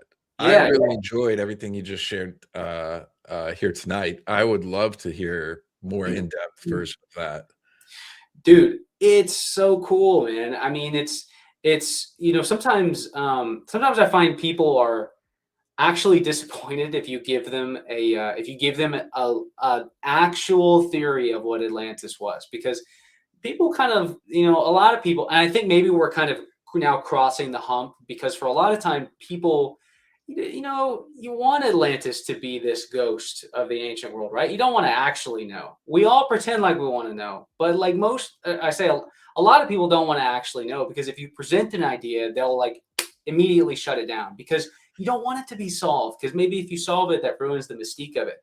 But all I do is think about the ancient world, and I have crossed the hump. I have now left the place where I want it to be a ghost of the ancient past. And I'm sort of trying to think of okay, well, really, what is it? Like, what is it actually? And so I have graduated into this place where, you know what? Maybe at least partly it is inspired by the Minoan world, and there's not a lot known about it. And I'm going to investigate it and see, how advanced this really is. And people always compare what they think Atlantis to be like is to be similar to ancient Rome. Well, the Minoans were the only ancient civilization that was on par with ancient Rome long before Rome ever existed. It's a really good point. Yeah, 2,000 years before Rome existed, actually. The height of Rome. So, yeah, I'm just going to kind of give that presentation, and my mindset is not to tell somebody Atlantis didn't exist, 11,000 years ago or whatever. It's not to do that. It's to say, listen, ancient people are just trying to understand their ancient past, and they got a lot wrong, because they're not able to peer into the past like we are. The Bible isn't the Bible isn't a perfect world history historical document. When biblical characters are reaching far back into the past to try to explain it, like the Adam and Eve story, there's lots of things about the Adam and Eve story that don't logically make sense. But it makes a lot more sense when you go, you know what, this is early Christians or Israelites. They're trying to synthesize the ancient past and get to the core of the story. What's the point of that story? That's the main purpose. It's allegorical. Yeah. And so there's so many different ways to interpret the Adam and Eve story, right? And so ancient people do a lot of that. So Atlantis could be 2, it could be 3 different things. There was another city in Plato's lifetime in the early 4th century, which would be I think it's around 373 AD. It's a city that begins with the letter K, but it's a Greek city that was washed away by a flood during Plato's lifetime. He knew that happened, and so it was a classical Greek city, pretty advanced, destroyed by a flood. Maybe it inspired him to like, you know what, I've always heard about this ancient civilization back from the time of heroes before Troy, and then so it kind of like all comes together as this story, right? So it could be this city that was destroyed we should look at, I gotta look up the name of this. Okay, what ancient Greek city was sunk in the early 4th century BC? I think it's called Kaikion or something like that. Heliki. That 373. So I got the date right. So 373 BC, a catastrophic earthquake struck the region at night, causing the land to subside, followed immediately by a massive tsunami from the Gulf of Corinth that submerged the city and drowned all of its inhabitants. Plato was alive while that happened. Why, in all the time that people have been trying to investigate Atlantis, why does nobody ever mention Heliki? Because, people say like, oh, well, maybe it kind of dilutes the romantic thing of it. It doesn't dilute it for me. It's cool. And so it makes me think like, you know what? This was something that happened in the Greek world because the Greeks like to live by water, and water, things happen and people drown and flood. This is something that lives in the back of the Greek mindset.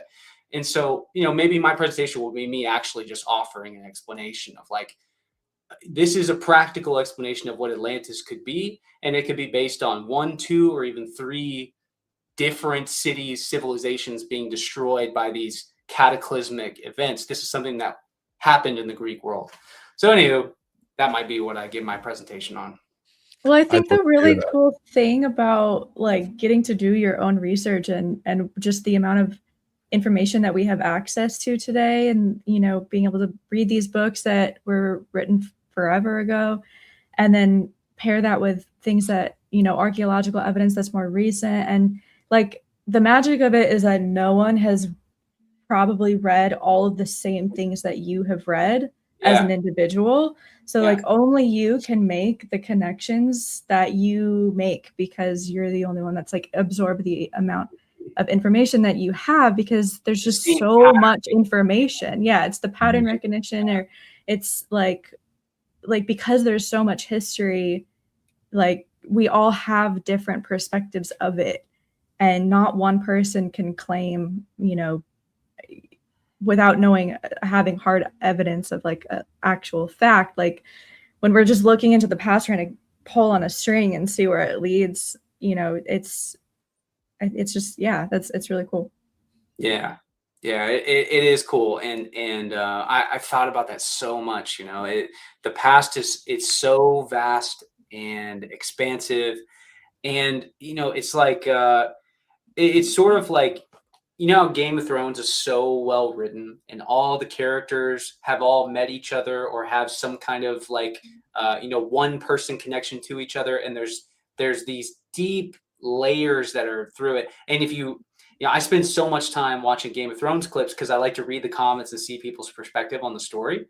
Ancient history is the same thing. It's the same thing. There's so many webs that other people recognize, right? and it's impossible for one person to be able to synthesize and understand and see the entire thing, because their experiences mold their perspective, right? Yeah,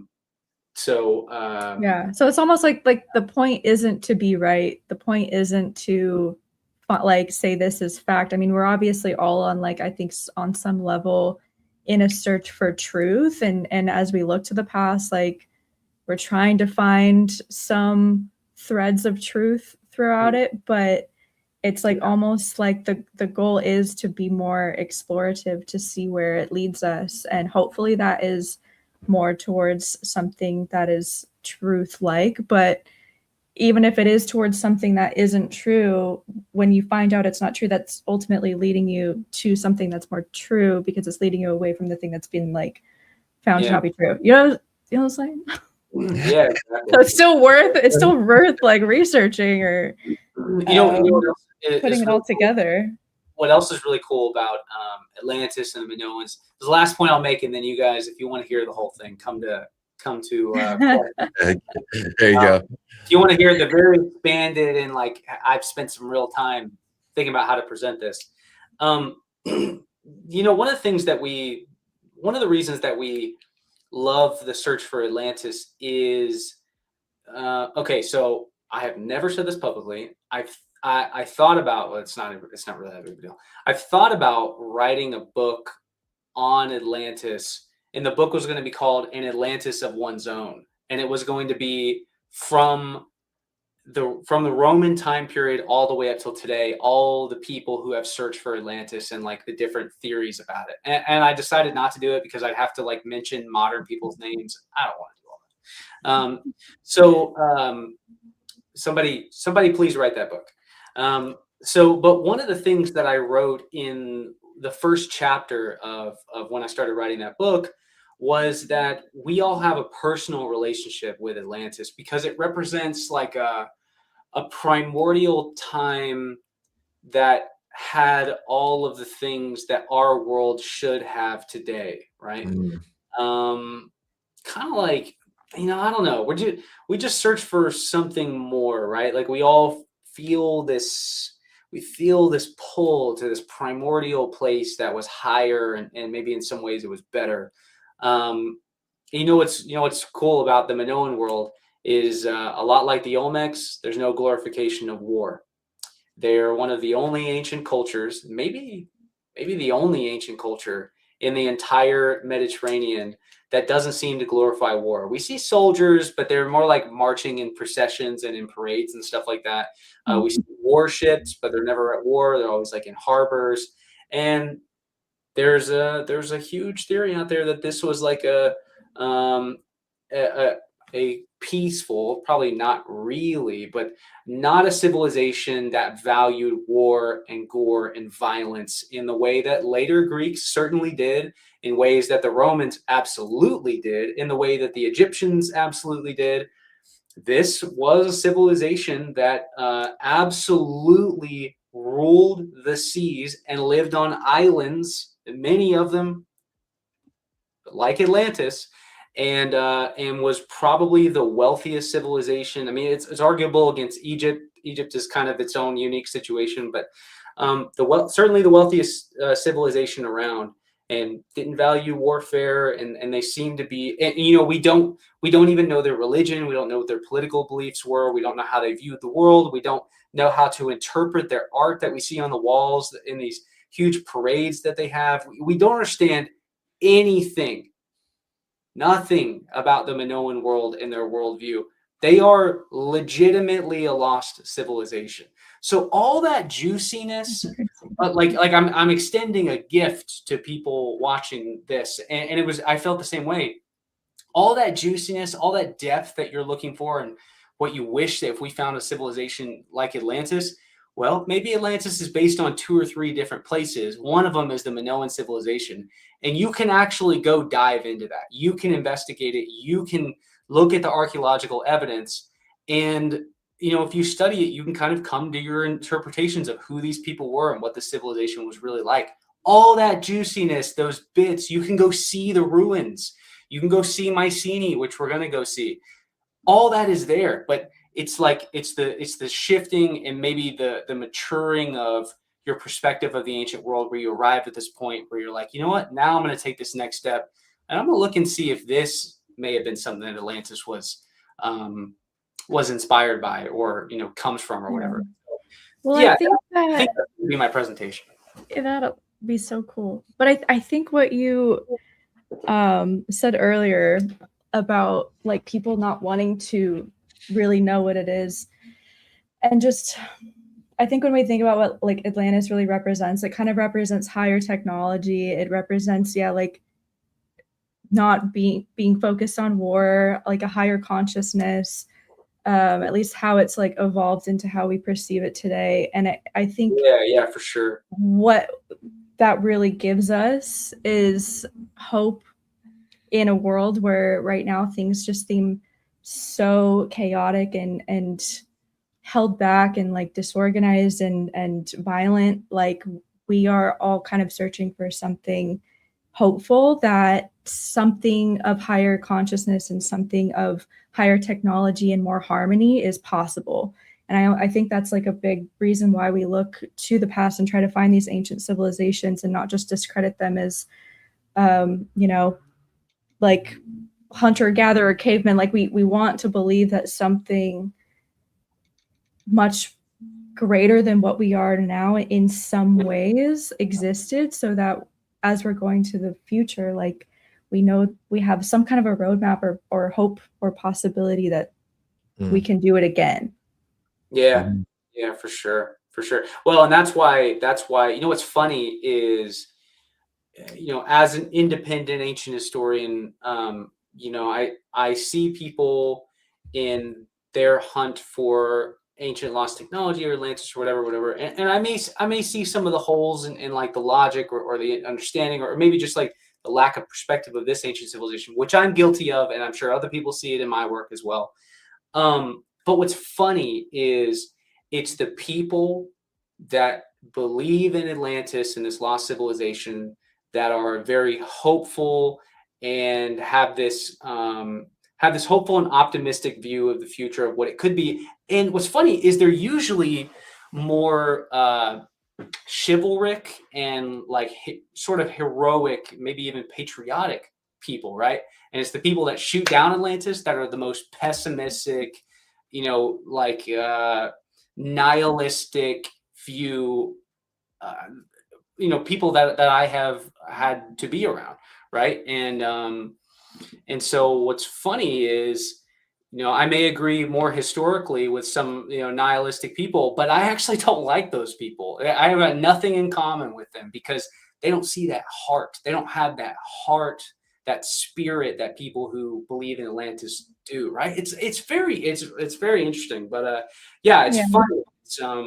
I think like open-mindedness and optimism can go hand in which hand. I think is very indicative of the community of like alternative ancient history. It's this willingness to entertain this. I mean, first of all, I think there's plenty of evidence that draws people into connecting, like, a lot of these things about the ancient past and connected things. But it's also that understanding or willingness to entertain the idea of like there being a past that encompassed this greater standard of living as a whole, as people and throughout societies, than the path that we're on currently, like you were talking about just a second ago, Sammy, that was more hopeful, more giving, more, just all these different things, that was, based on a system that was more collaborative, cooperative, things like that. Yeah. One of the things I think it's a good note to end on is exactly what you said about there's plenty of evidence that draws people in. That's 100% true. Sometimes when people see that I might be dubious about the story of Atlantis existing in the Azores, beyond the Straits of Gibraltar, the Gates of Hercules, 11,600 years ago, maybe I am dubious of that story, but when I look at the pyramids, I still think, how the hell did they do this? And I don't agree at all with academics who are like, well, it's, you know, it's easy. It's just a matter of leverage and having ropes and the amount of people. Stop. Stop. I'll actually believe in levitation before I believe that it's easy. Okay. When I see the amount of like those pre-dynastic, like very precise vases, that is freaking crazy. That's great. It's not you know, oh my gosh, if you okay, you guys have been to the unfinished obelisk in Aswan. That thing is insane. When you're down underneath, okay, think about the sheer, how the heck do you free that obelisk from the ground without it falling on everybody? And then, you know what's crazy is they didn't just pick up that obelisk and move it. They had to cut out the whole mountain all the way to the Nile and roll that thing on through there.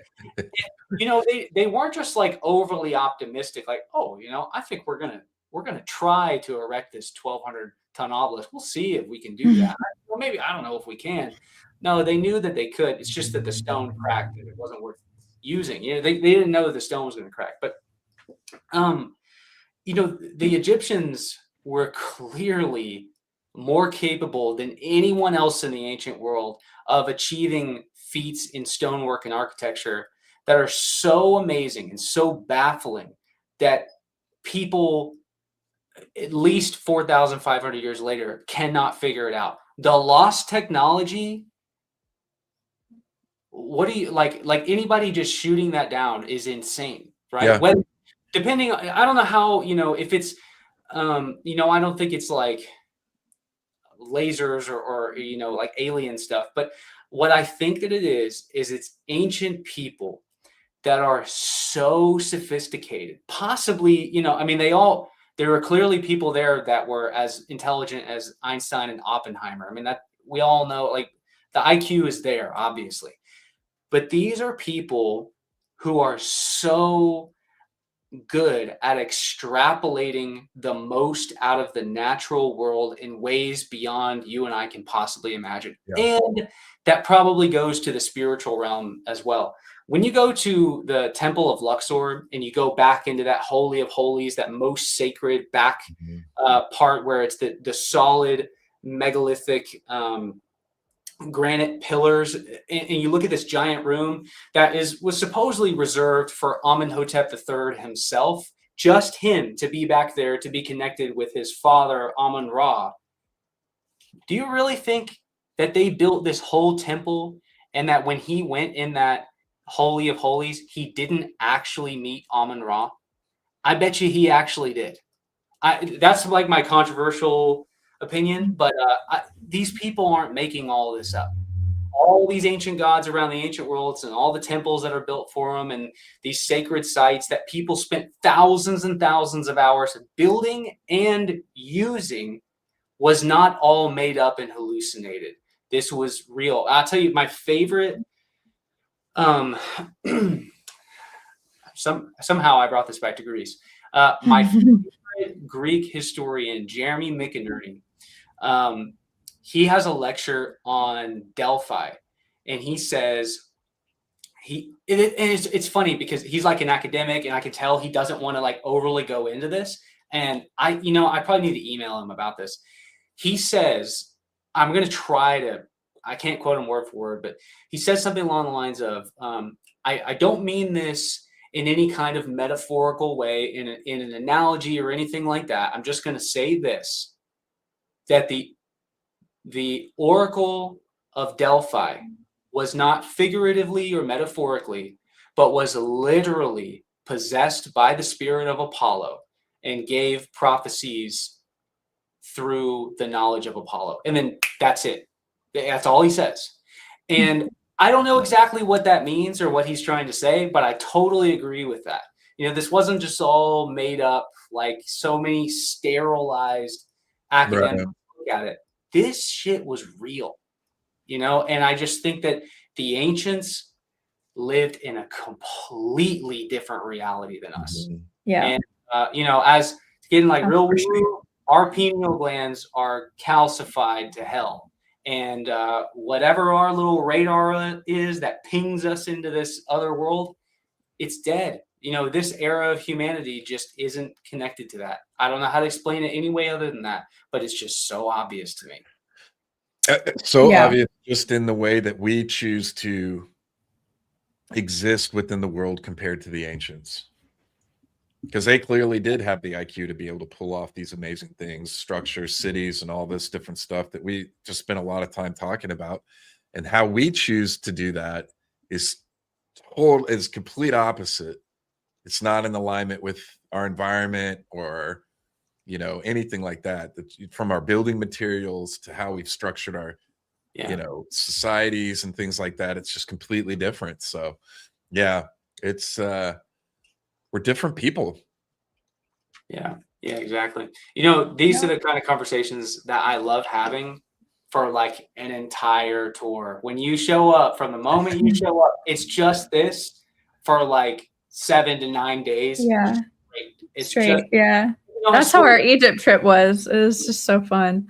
You learn more about I've said this about every tour I've ever been on. And it's always true. Whether it's about the ancient world in general or about the specific culture you're coming to see, it's going to be true for me and everyone that joins us in Greece. You're going to learn more about the ancient world and in our Greek tour in particular, the Greek world in particular, during that week than you ever have in all the time you spent studying it. It is just being there and seeing it in person. It just takes your mind to a whole new place, and all of a sudden you're in it. And everything that you try to learn about that culture afterwards, it's you've been there, you've seen it, you know what it feels like to be there. Like when you read Thucydides or you go back and read Plutarch, you just you absorb it all because you've been there and seen it. And then all of a sudden, learning about this ancient culture, I kid you not, is 10 times faster. You just absorb it all because you've been there and seen it. It's just the visceral experience of being there. There is absolutely no substitute for it at all. At all. You were talking about a second ago about Egypt and just not believing the, you know, that these pyramids and things were made with ropes and people pulling them and stuff. There's, you know, it made me think about exactly what you're talking about. There is, you can't describe the pyramids to people in a way that they can understand what it's like. And when you're standing in front of the pyramids and they literally take up your entire field of vision, this structure that is that massive. Yeah. And the scale of these blocks and stones, it leaves an impression on you that's just you know, that's unshakable. It stays with you forever. And you're exactly right, that carries over into this fascination and draw to, like, if you sit down and read a book, you're just going to be like, because you're looking at the world differently, you're looking at that structure, at that civilization, at these things differently after having seen it in person. It changes you. So you're 100% right. Walking down the streets in Greece, seeing these places in person and hearing about them and learning about them, it's just going to be an experience that you can't shake. Yeah, 100%. Yeah, it's going to be looking forward to it, man. You know, another thing that's crazy is we're going to be standing where the Book of Corinthians was written. You know, right? Yeah, I've been to a bunch of places from the Bible. And it's always been a bit surreal. Visited a place in Lebanon that was the site of Jesus's first miracle, turning water to wine. Wow. And there's an ancient quarry there on that site. Oh, really? It just gets, it's not even acknowledged. And you walk right through it and past it to the site where that party was supposed to have been. Yeah, I've got a video out on it. It's amazing. It's like a quarry site. Yeah, walking in the footsteps of people from the past, these bigger than life historical figures is an incredible experience. It's really cool. Yeah, and y'all gotta come to you guys come to Greece with us. Come hang out with us in Sedona. May what is our Greek date? It's November 15th to the 21st, and then May is the 1st to the 3rd, I think. Yes. Yeah. And then we've got the Austin event conference in October. That's right. The 17th through the 19th, if I'm correct on that. You got anything else coming up? You got some videos dropping soon you want to let people know about? Yeah. So Friday, I've got the video from our Gila expedition coming out. Following that, the week afterwards is going to be a video following up the expedition. Like it's going to be, 5 lessons or something that I learned from the expedition, and kind of just more talking about it a little bit more. And then after that, I've got a video. I'm dropping the sauce here. I usually don't announce myself this far ahead, but I got a video I'm really excited about called "The Sunken City of Akrotiri and Its Destruction," and it's that city on Santorini that was destroyed by the eruption of that volcano.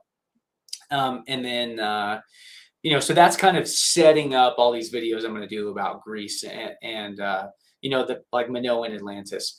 And then today, well, I don't know how much I can say, but I'm doing a project with Colossal Biosciences. That's all I can say.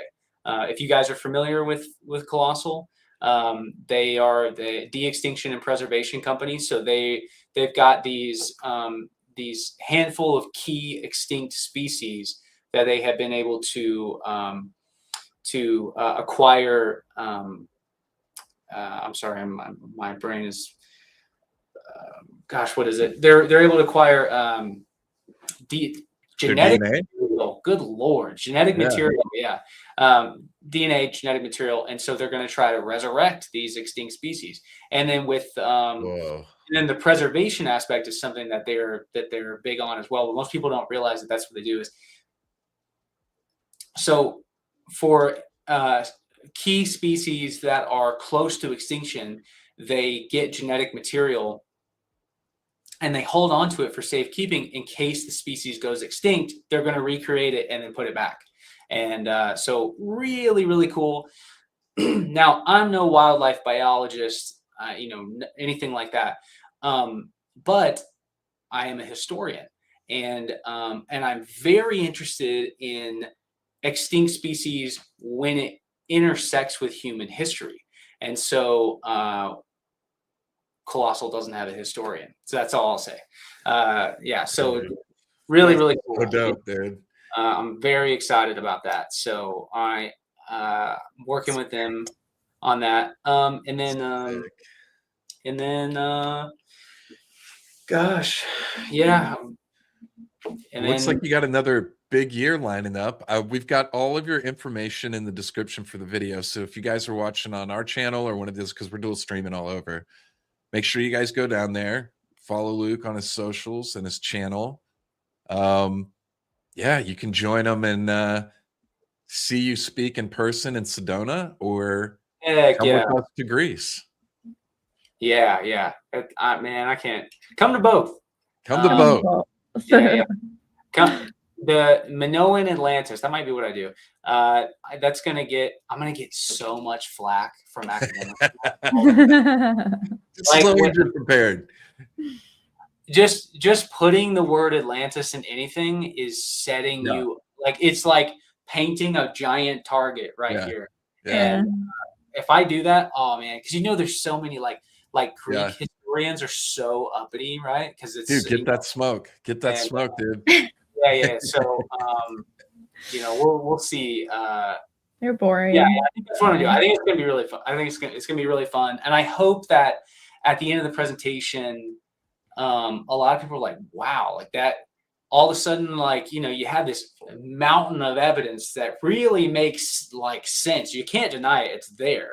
And I just hope that I don't want anybody to come away from it and be like, oh yeah, Atlantis never existed. It was definitely the Minoans, but more so that, oh wow, like, okay, so the ancient world is more nuanced and complicated than I ever realized before. And maybe Atlantis, yeah, okay, I get it. It's ancient historians are trying to synthesize and make sense of the past. And maybe it's based on multiple different things at once. And this Minoan civilization, maybe it is partly based on this. I'm going to look more into that and read more about the Minoans. And then, it's just this bridge into somewhere else in the ancient world, right?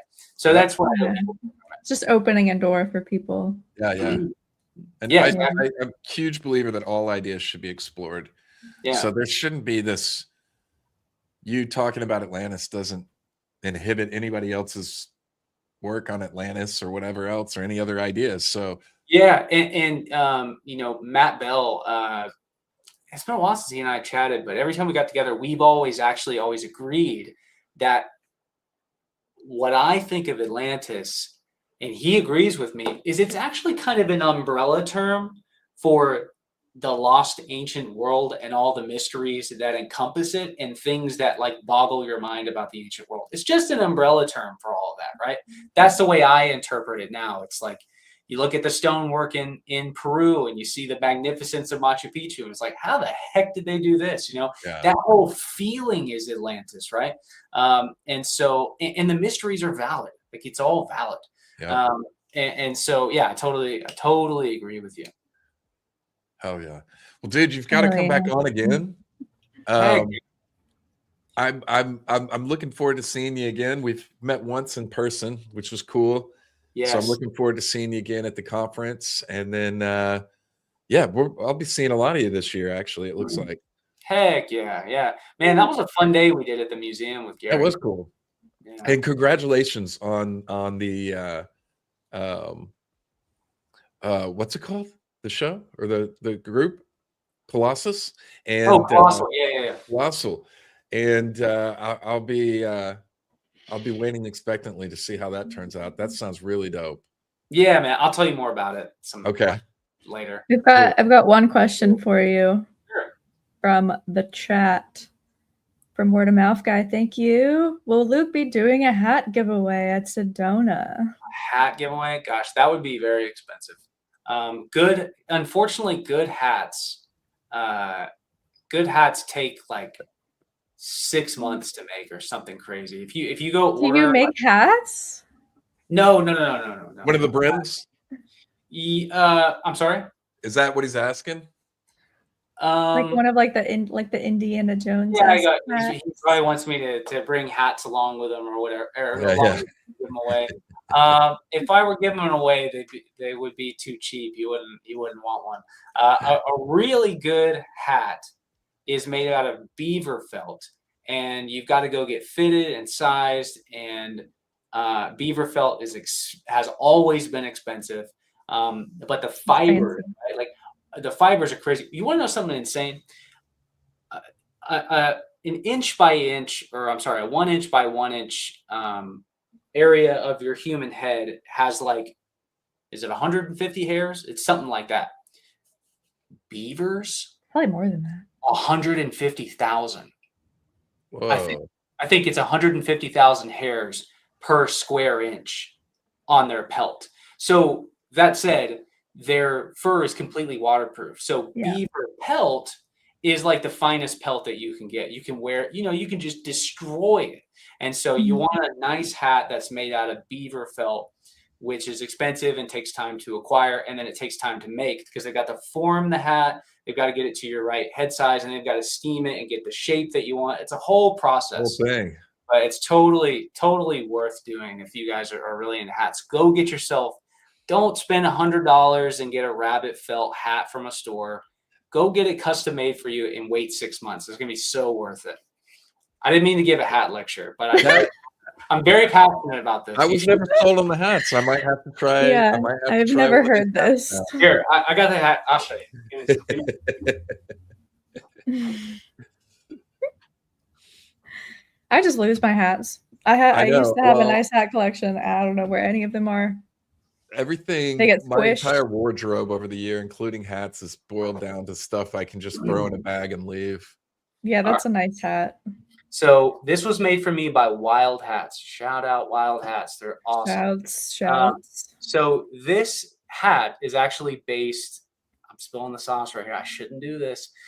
This is based on Val Kilmer's hat, The Ghost in the Darkness, if you guys have seen that movie. Oh, yeah, dope. And it's also based on Spencer Dutton's hat from Yellowstone's 1923. So it's a mixture of the two hats. It's the same color as Spencer Dutton's, and then the form is Val Kilmer and Ghost in the Darkness. So it's an African safari hunter's hat from the early 1900s. That's the vibe of it. So it's not a fedora, but a safari hat. And and so all this weathering actually came from the Gila expedition that I was just on. That's pretty cool. Yeah, and then that was a That's good movie nice. too. Fancy. Yeah, super cool. You shouldn't have brought up hats. Drip. Talk about yeah, I love this hat. I used to have somebody who's just asked me about this earlier today. They asked me if on a tour I would wear like my leather Indy jacket with somebody years ago sent me an Indy fedora, but the company that makes all those clothing for the actual movies, I used to work with them, and they're just not. It's just not run by nice people, like at all. There are people who support them then. Yeah. So I was like, you know what? I'm not gonna wear the Indy jacket anymore. Like, I'm over it. I started doing it because it was like fun and familiar for people, but it kind of in the vein of what I was saying last year, like, I got to be my own person now. So I'm putting that aside. I got my personal hat made, right? So like I just had to leave that behind. But anyways, I gave you guys the rundown on hats. Hat now. You know what to do. Wild hat. I love it. Well, it doesn't have to be wild hat. I love a good hat man. You're like hat man plug. Yeah. So also, I'll just say thank you, word of mouth guy. And I'll definitely be wearing this in Greece. So where you're bringing it to Greece. Okay. Perfect. Heck yeah. It can be sunny in Greece. So, it can be very warm while you're there. I hope so. I hope it's a little warmer than colder while we're there. November, we'll see. I'm not off the top of my head. I don't know. Yeah, the weather's supposed to be really good. Okay, good. In Egypt, it's Egypt and Greece are not that far from each other. Yeah. Egypt from October through January is like perfect weather. Perfect. Yeah, 70s. Yeah, 70s, maybe 80s at the high end, and Greece is not much cooler than Egypt. It can get blazing hot in Greece, so the weather's going to be perfect. Amazing. Yeah, I'm looking forward to it. You guys in chat, I hope to see you there. And Luke, man, thank you for joining us. Thank you guys for having me on. I absolutely loved this conversation. We got an extra hour out of you than we thought, so thank you for that. It's fine. I was enjoying it too much. I was like, you know what? The work can wait. I'm really enjoying this conversation. It was good, man. Thank you for staying. Yeah, 100%. I can't wait to see the presentation in Sedona. That's going to be a really good weekend. Yeah. Well, now I have to make that presentation. You've got plenty of time. Just wait till the day before, like I would. Yeah, you don't have too much on your plate or anything to write an entire speech in the time. Yeah. There's one aspect of it that I've already made that I was working on a while ago. One of my theories about the lotus flower in Egypt being like psychedelic, it's connected to the pre-dynastic precision vases or whatever. But I actually only made that connection because the Minoans were, let's say around 1500 BC, are the most powerful ancient civilization in the Mediterranean. That's arguable with Egypt, but the Minoans might take the cake, at least for a century there or so.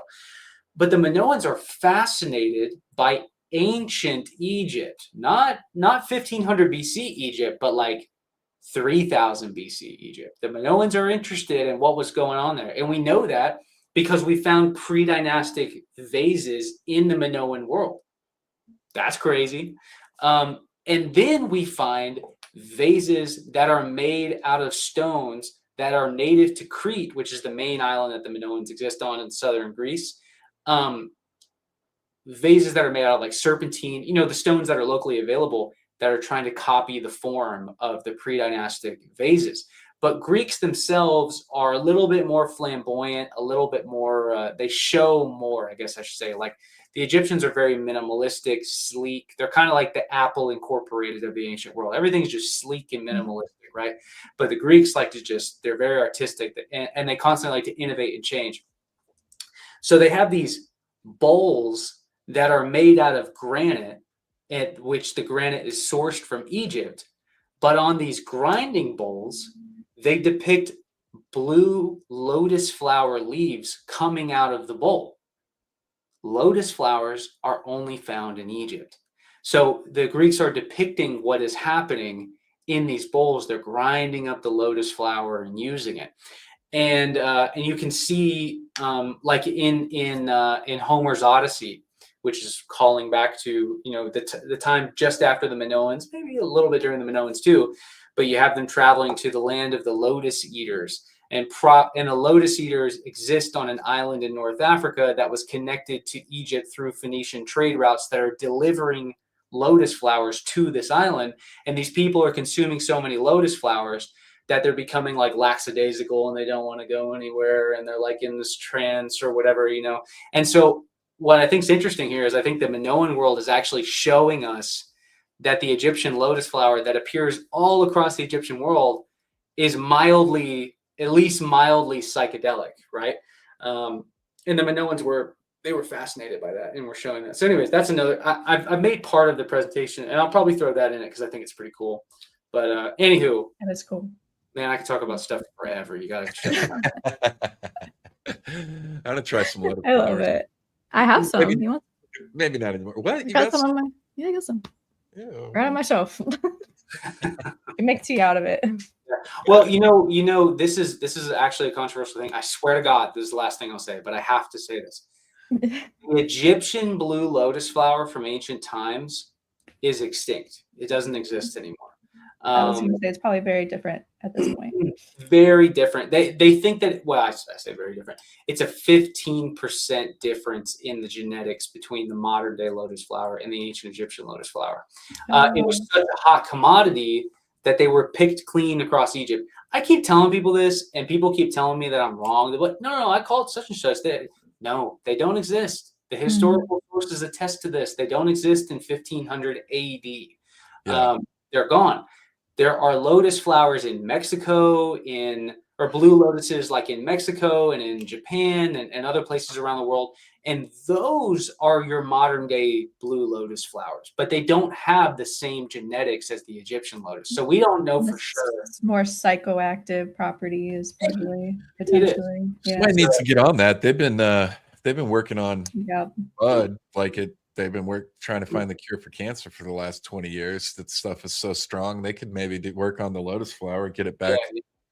Yeah, maybe Colossal needs to move into the plants. Yeah, get that going. Move into what is the? That would be cool. What's the term of the people? Botany. They need to move into botany. Yeah. Get Mark Watney on it. All right, I'm done. Well, thank you, Luke. Thank you, Luke. I really had a great time. Same, man. And you got to come back and see us again. We'd love to have you on. Absolutely. Yay. Great to finally connect. Yes, sir. Yeah. Long overdue, but we'll make up for it. I know. Yep. And I look forward to seeing you in May. Yes, sir. Couple weeks. All right, man. Take care. All right. Thank all you guys for watching. Thank you guys for having me. Thank you. That was fun. That was awesome. That was a lot of stuff I didn't really know. I haven't dove into ancient, Greece stuff like I should. But I haven't had a trip going there, and usually I try to read up on places before I go. So I've got that in my future this year. Yeah, there's just so much to learn. It's never ending. A lot of fun, man. That was really cool. Like way overdue. And look forward to having them back on again. This is going to be a good year. We got the conferences, trips, the tours, a lot of fun stuff coming up. And man, that was really interesting. I thought people knew about the lotus flower, that was extinct. That's the one thing I did know tonight. That makes sense. Yeah. I don't know why it would be the same. I mean, I read about somewhere, that people just liked it so much they picked it till extinction. People were getting high. People like to get high. They've always liked to get high. If there's one thing that's true throughout history. What else? We got anything else we need to share with everybody before we get out of here? I think we covered it. We did, didn't we? I think we did. Another successful stream. Another success. We'll see y'all next week. Next Tuesday, we've got some lots of amazing guests in the works as we're gearing up for the Quest conference. We're going to have all the speakers from the Quest conference. Some of them two at a time. That's right. So yeah, keep an eye might out. have some roundtable things going on where we have multiple people coming in and hanging out together. So I think you guys will like what we've got in store for you in the next month or two, month and a half. Yes, be sure to follow our Wandering Wolf Live channel. We also have an Instagram up now. You can follow that for clips. And I think that's it. And join us next week. Thank you guys so much. Thank you guys. Peace. Bye-bye. Oh.